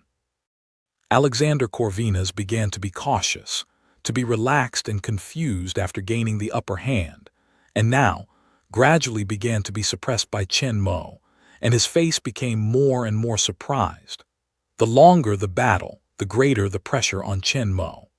Alexander Corvinus was wondering how Chen Mo's skill as a god was weaker than his own. When he discovered Chen Mo's horrible learning ability and speed of progress, Alexander Corvinus was shocked and relieved at the same time. Maybe God didn't need to fight with a sword before. As long as he controlled the thunder, he could easily burn the enemy down. Now, once he used the long sword, he can quickly learn all kinds of fighting skills. In a short period of time, the swordsmanship quickly became stronger, even immediately surpassing him, the strongest swordsmanship in the world. The battle between the two continued, and Alexander Corvinus was no longer as relaxed as he had been at the beginning of the battle. Even though he used all his abilities to exert the powerful fighting skills which he had spent hundreds of years and experienced countless battles to the extreme, he still couldn't reverse his disadvantage, but he was more and more suppressed by Chen Mo. At the end of the day, there was only the power of parry. Chen Mo was beaten by Chen Mo to practice and retreat. He hurriedly waved his long sword to parry. Sonorous. Kiang. Kiang. Sonorous. After a series of intensive long swords, Alexander Corvinus couldn't resist. Chen Mo hit his long sword and flew it out. Then Chen Mo's long sword was put on his neck. Looking at Chen Mo with a long sword in front of him, he was full of sharp spirit. Alexander Corvinus did not lose his heart. Instead, he was shocked by the surprise on his face. Chen Mo's swordsmanship has made such amazing progress in such a short time. The silent pace of progress is startling. Chapter 118. Alexander Corvinus personally felt that Chen Mo's sword technique had changed greatly in the process of fighting just now. In such a short period of time, Chen Mo's sword technique had improved even more than his accumulation of hundreds of years. Chen Mo is also very satisfied with the harvest of this battle. It can be said that this is the biggest time for him to improve his fighting skills so far. It has to be said here that Alexander Corvinus has not lived in vain for hundreds of years. In order to deal with the damage caused by his son William, he has been fighting with werewolves for hundreds of years. The number of werewolves who died under his sword is really hard to count. In the continuous battle with the powerful werewolf, Alexander Kovina's sword technique has been improved continuously, and his moves have become more and more perfect and stronger in the long time. After hundreds of years of honing, his sword technique has been very powerful. His moves are simple, direct, ferocious, and often result in the life of a werewolf. It is different from the Holy Cross swordsmanship, which is gradually summarized in the battle between ordinary human soldiers. The swordsmanship of this kind of human knights is open and close, and the moves are swift and violent. But whether it is the creator, the user, or the enemy targeted by the swordsmanship, all of them are ordinary human knights and soldiers. Although Chen Mo's improvement is much better than the original, it can't be compared with the swordsmanship created by Alexander Kovina's in the battle with the fierce and powerful werewolf. Alexander Kovina's swordsmanship is a kind of swordsmanship created and used by those who are superior to human beings. It is also used to deal with powerful werewolves whose strength is far superior to that of ordinary human soldiers. This swordsmanship is far more suitable for Chen Mo and can give full play to his full strength than St. Cross swordsmanship. So in the battle with Alexander Kovina's, Chen Mo constantly absorbed and learned his swordsmanship, and at the same time confirmed and integrated his original fighting skills with each other. After all the skills he had learned before had their merits. Chen Mo would not abandon them completely and study directly the swordsmanship of Alexander Kovina's. That would be a bit of sacrifice. The real powerful fighting skills are those that are constantly learned, improved, integrated, and honed in the fighting. After all, the strength of one person is limited. The skills such as swordsmanship and fist techniques created cannot be perfect. It is impossible to cover all skills, but there will always be loopholes and shortcomings. Only by integrating the strengths of hundreds of schools, learning from each other, and adjusting the evolution according to their own actual situation, can we finally create the strongest swordsmanship that really suits us. Now, Chen Mo feels that he is a big step closer to this goal. After the contest, Chen Mo did not treat Alexander Kovina's, 100-year-old man, severely. Instead of putting him in the dungeon with shackles, he arranged a room next to him and treated him like a VIP. Compared with being in the dungeon, it's the safest thing to let Chen Mo stay by his side. With his powerful strength, ordinary chains can't hold him. Dozens of knights guarding outside the dungeon are not his opponents at all. The only one who can hold him down is Chen Mo. However, Chen Mo took many years to find him, not only to invite him to the castle, but also Alexander Kovina's himself was very aware of this. Chen Mo treated him politely, and he cooperated very well. He let Chen Mo draw several test tubes of blood from him. Then, Chen Mo called Andrew to his study and began the preliminary experiment on him. Andrew had no hesitation about Chen Mo's orders. After drinking a drop of perfect blood, Andrew felt something had changed, but he couldn't tell. After telling Chen Mo how he felt, Chen Mo carefully observed his skin, which seemed not as pale as before.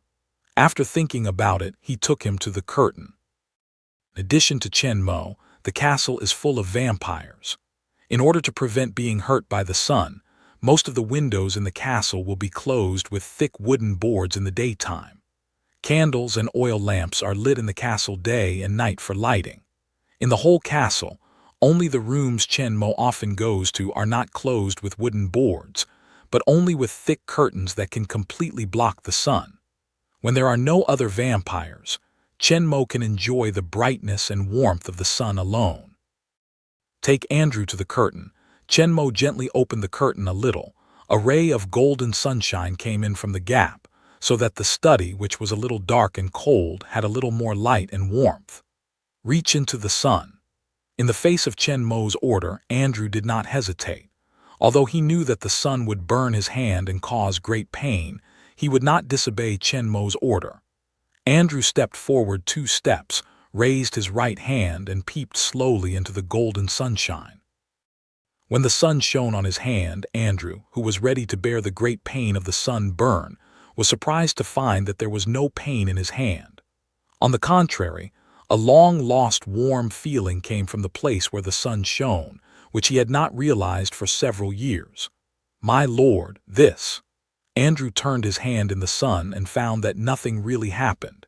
He was surprised to see Chen Mo. Alexander Corvinus' blood will free you from the fear of the sun. Chen Mo did not hide the existence of Andrew's perfect blood. Chen Mo is very satisfied with this result. It only needs a drop of perfect blood to make vampires immune to sunlight. Since then, they no longer need to hide under the heavy and cold body armor all day long. They can live a normal life in the sun like ordinary people. Little Selina is no longer confined to the castle all day. She can run and play outside at will.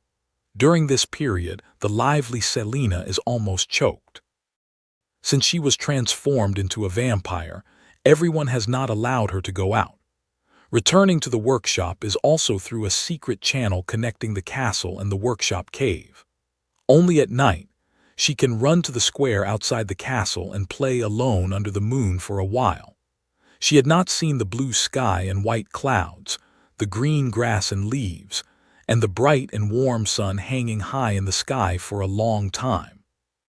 She wants to bathe in the warm sunshine, run and play with her friends among the grass flowers, roll on the grass, wade in the river and rest under the tree. Little Selina's desire for the world outside the castle, Andrew and the knights who often play with her, are the clearest. Little Selina will be very happy. Andrew said with a smile that when he found that he could not be afraid of the sun, the first thing he thought of was Serena, who wanted to run outside the castle all day. Whether he can see the sunshine or not, he doesn't care so much. He has been living in the sunshine for decades. Now he has become a knight with strong strength. He doesn't feel bad wearing his cherished armor every day. But it's good to have one less fatal weakness. Who is willing to hide in the dark all day long if he can move freely in the sun? Amelia will be happy too. Chen Mo looked at Andrew and said. Chen Mo's words make Andrew, who is usually rigid and serious, suddenly become embarrassed and giggle foolishly. But it's true that in the future, when they are out in the daytime, they don't need to be separated by two pairs of heavy armor. They can directly look at each other's faces, hold each other's hands, and walk in the sun together. Amelia will be very happy indeed. He is also very happy now, but just now why didn't he think that Amelia should not know about it, or he should say that he is a fool? Looking at Andrew's eyes overflowing with love for Amelia, Chen Mo felt a little guilty. He had been busy in the war for several years and their marriage had been delayed. Now it's time to give them a wedding. Thinking of this, Chen Mo looks at the door of the study with a smile on his lips. Amelia! Chen Mo's sudden deep voice startled Andrew and turned to the closed door of the study. There was a flurry of footsteps from afar, then the door of the study was gently pushed open, and Amelia came in with her head down. Lord! It turned out that when Chen Mo called Andrew to the study for the experiment, Amelia heard about it. She followed him quietly. Because of the great relationship between things, Chen Mo did not let people stay outside, but used his own perception to monitor the surrounding, which is more reliable than anyone's guard. However, although Chen Mo did not arrange someone to guard outside the study, Amelia did not get close to the study for fear of Andrew, but waited anxiously on the side of the corridor. Chen Mo is very pleased with this. For whatever reason, it was absolutely forbidden to eavesdrop on his conversation, which Amelia did well. Andrew looked at Amelia, who was a little uneasy. He didn't expect her to hide out. He was worried that Chen would punish her, but he heard Chen's whisper. Go and get a cup of blood. Yes. Amelia, who was worried, did not think much. She hurriedly led her way back. Andrew looked at Chen Mo in a puzzled way and did not understand what Chen Mo meant. Because vampires can't eat ordinary food, they can only rely on blood to survive, so Chen Mo specially established a farm to feed a large number of cattle, sheep, and livestock, specifically to provide blood for vampire knights. As for the role of perfect blood, Chen Mo has another guess to prove. In order to meet the needs of vampires for blood, Chen Mo set up a special farm to provide fresh blood for the knights and workshops. Chapter 119. Of course, the vampire's demand for blood is not the same as the human's demand for food. As long as the body is not injured, even if it does not drink blood for several days, there is no problem. But once injured, the vampire's demand for blood becomes very urgent, and enough blood can make the vampire recover quickly and soon become intact. There was fresh blood just delivered from the castle. Before long, Amelia returned to Chen Mo's study with a cup of red blood. Chen Mo waved to her to give her blood to Andrew standing by. Taking the glass with animal blood from Amelia's hand, Andrew looked at Chen Mo with some doubts. "Try it. How about the taste?" Andrew smelled the blood in his eyes and didn't think much. He put the cup to his mouth and took a sip. As the blood entered his mouth, Andrew's brow suddenly creased, and then he spat the blood out of his mouth. "How is it?" Chen Mo's eyes brightened as he saw it, and he quickly asked. "It's too hard to drink. There's a strong smell. Isn't the blood fresh?" Andrew said, turning his head to Amelia, who had taken the blood, and asked uncertainly. Amelia's eyes are also puzzled when she hears the words. She shouldn't have. The blood was collected from the livestock just after it was delivered. It's very fresh.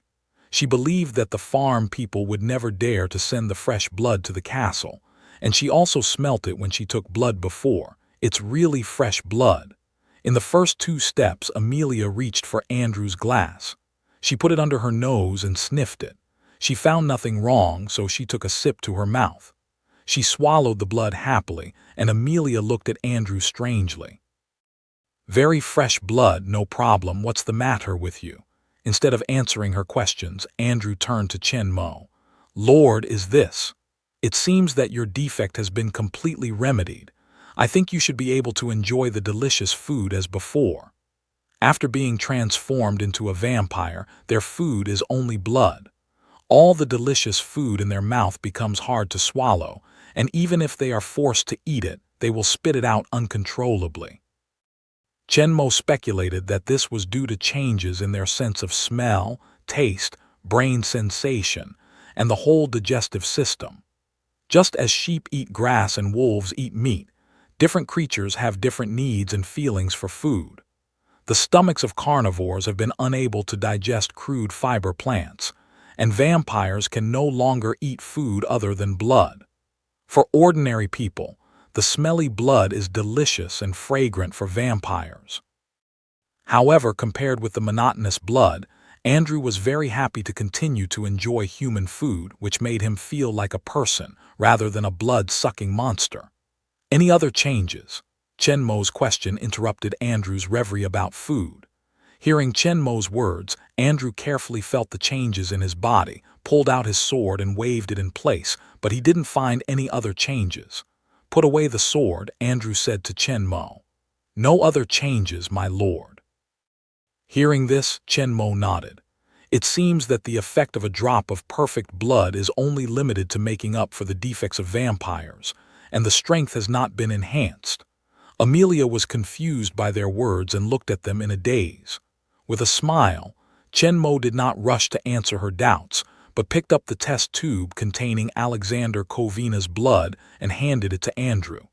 "Drink them all down." This time Andrew was not so straightforward as the first time. He frowned and drank all the blood in the test tube. This time he was able to feel clearly what seemed to have changed in his body. "Lord, my body seems to have changed."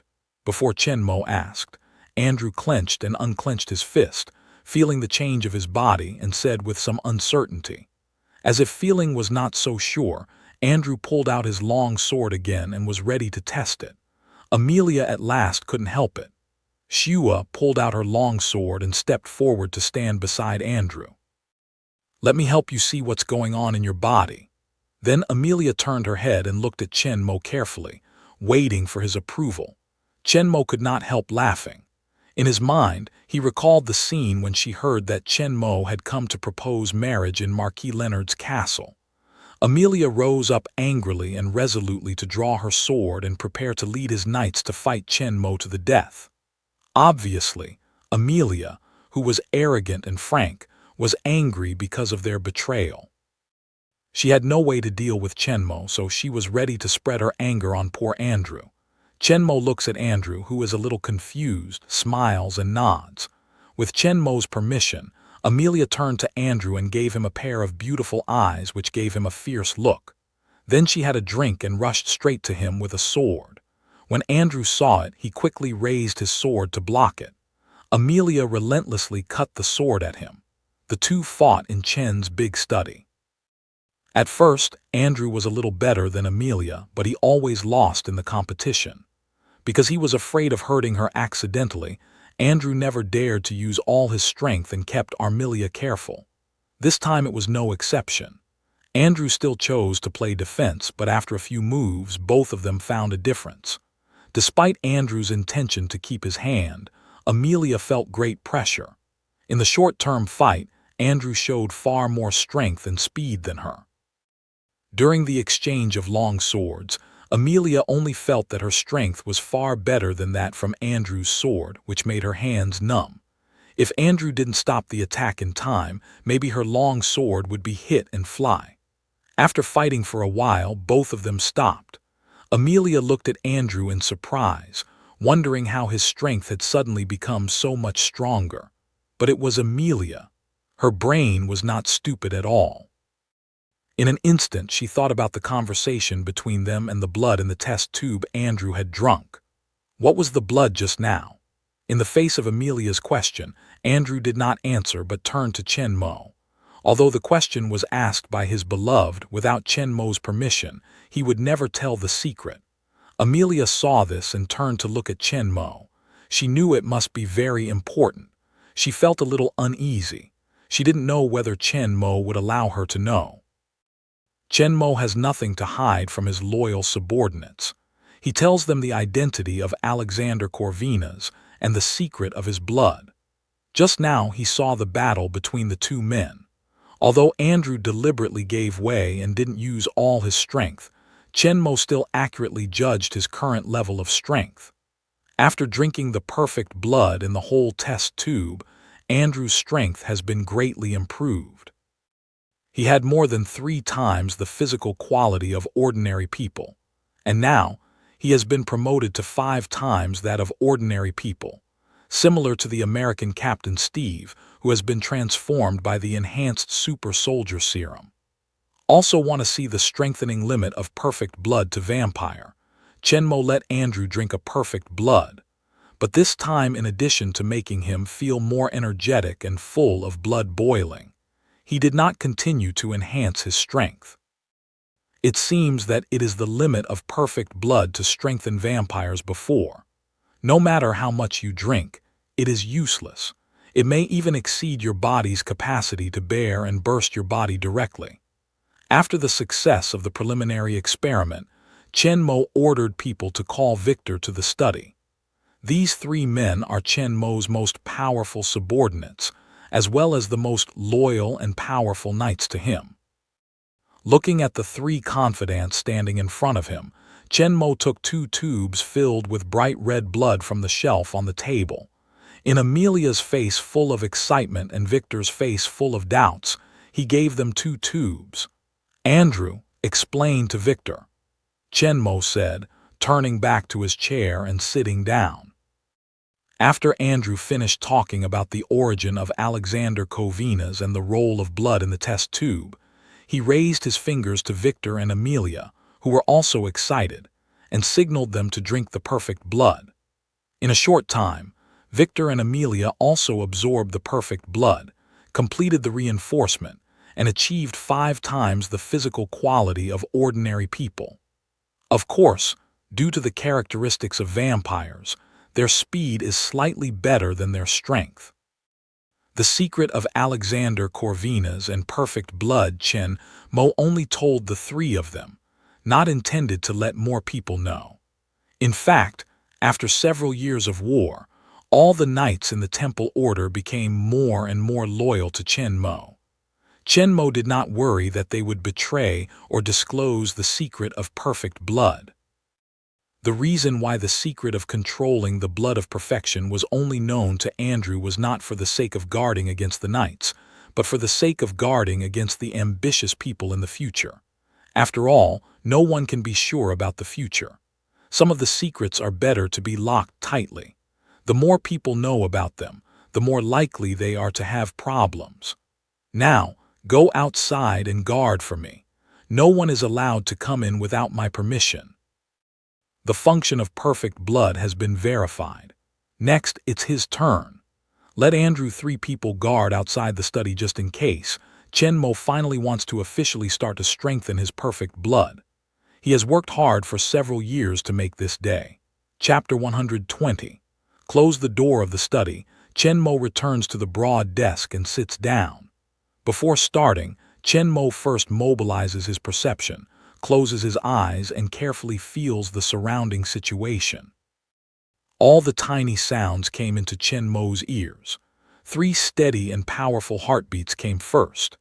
Andrew and his 3 men were outside the study, protecting the study door behind them. Apart from the 3 of them, there is no other life around the study. Alexander Corvinus, who had been arranged beside Chen Mo, was lying weakly in a single, strong room in the back of the castle after being pumped with a lot of blood. Reinforced concrete walls, coupled with thick and strong special steel gates, were absolutely impossible for Alexander Corvinus in his heyday to escape.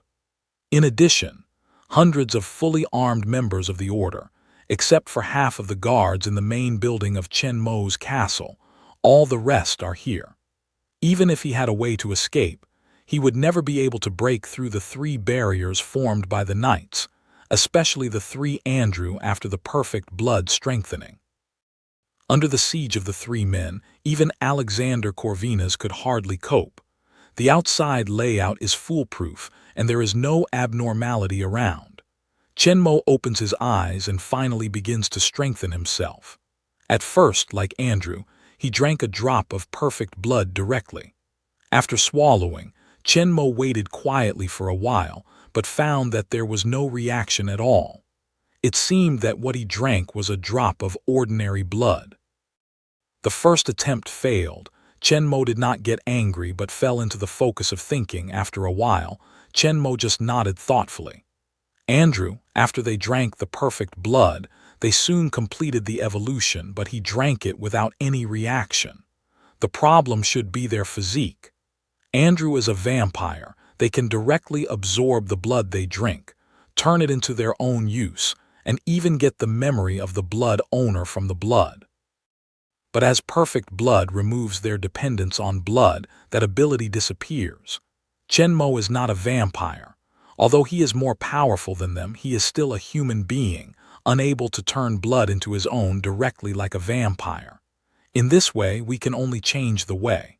Fortunately, Chen Mo was prepared for this. Opening the drawer under the table, Chen Mo took out some glassware and a set of needle tubes. He ordered the workshop to make them specially so that they might be used today. At this time, the medical knowledge in Chen Mo's mind from the perspective of the school library came into use. First of all, Chen Mo took a drop of blood from his fingertips and dropped it into the glassware. Then he dropped a drop of Alexander Corvinus' blood into the glassware. 2 drops of blood contacted and fused in the glassware and became a larger drop of blood. After a while, Chen Mo picked up a glass stick and tried it. The blood drops were scattered by the glass stick and then merged into a ball again, lying quietly at the bottom of the vessel. Chen Mo was relieved to make sure that the 2 drops of blood did not coagulate. In fact, in terms of blood type alone, Chen Mo's blood type is AB, which belongs to universal blood recipient and can accept any blood type. However, the perfect blood of Alexander Corvinus is very special after all. Chen Mo dare not try it easily, so it's better to try it first. Since the 2 people's blood contact will not coagulate, Chen Mo is relieved to go on to the next step.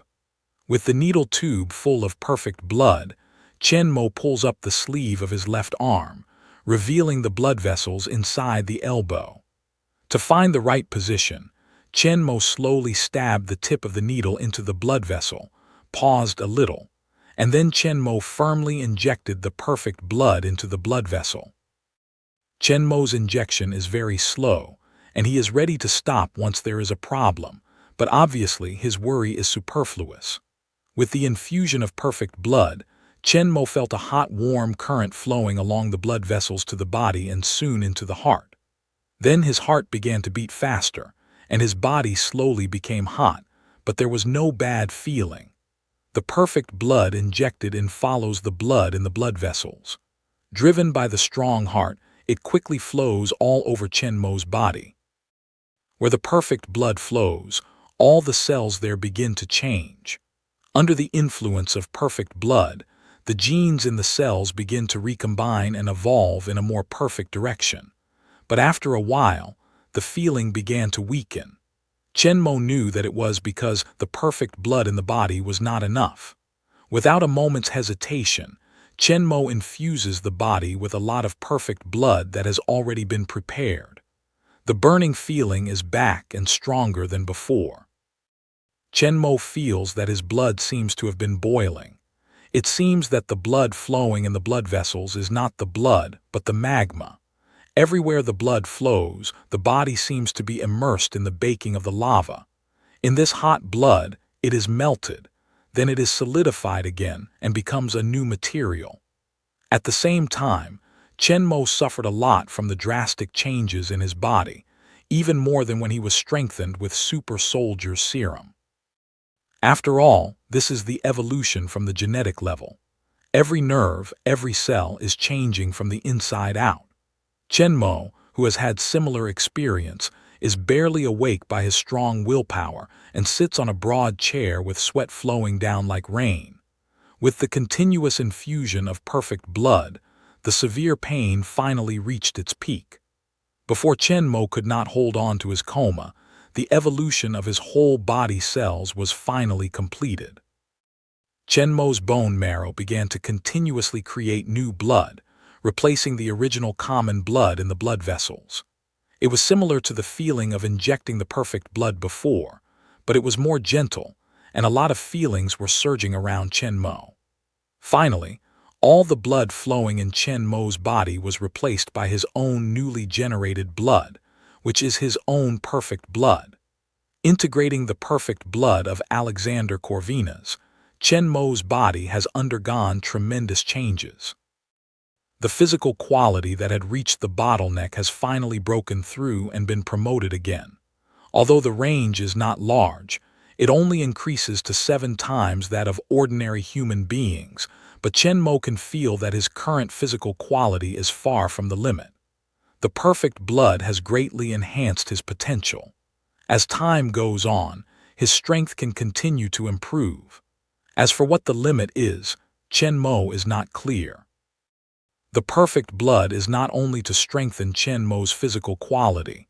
The perfect blood injected into his body has been fully integrated into his body. The transformation and strengthening of his genes. His whole body is different from before, and his potential has become enormous. Now Chen Mo is not only accepting the perfect blood, but really owning the perfect blood.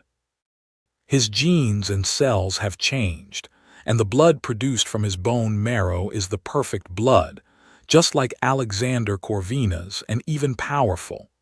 Perfect blood can strengthen his body, make him have strong strength and unlimited potential. Most importantly, Chen Mo has gained the ability of immortality from then on.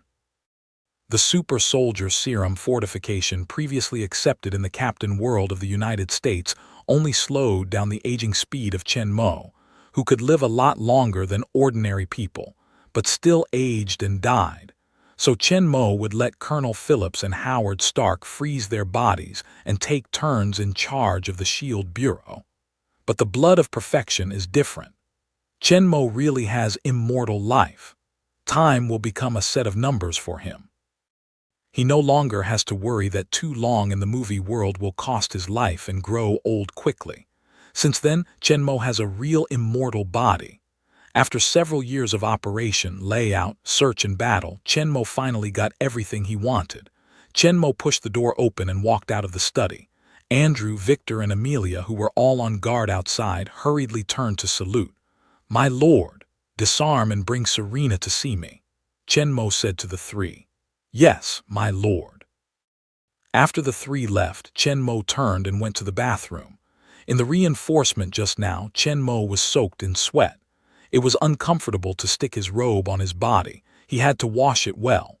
Under the maid's service, Chen Moshu took a comfortable bath. When he came back to his study, Amelia had been waiting there with Serena's hand. Andrew and Victor went to mobilize the order, disarmed and rearranged their work. They haven't come back yet. Two people in the study saw Chen Mo coming back and bent down to salute. "My lord, lord." Little Selena stared at Chen Mo with big eyes. She didn't know what the lord wanted her to do. "Little Selena, come here." Chen Mo beckons to Selena, and the little girl walks up to Chen Mo with her short legs. She looks up at Chen Mo, who is very tall for her. "Open your mouth." Little Selena hears the words and thinks Chen Mo is going to give him something delicious. She opens her mouth obediently. The candy made in the workshop is sweet. It's one of the few things she can eat except blood.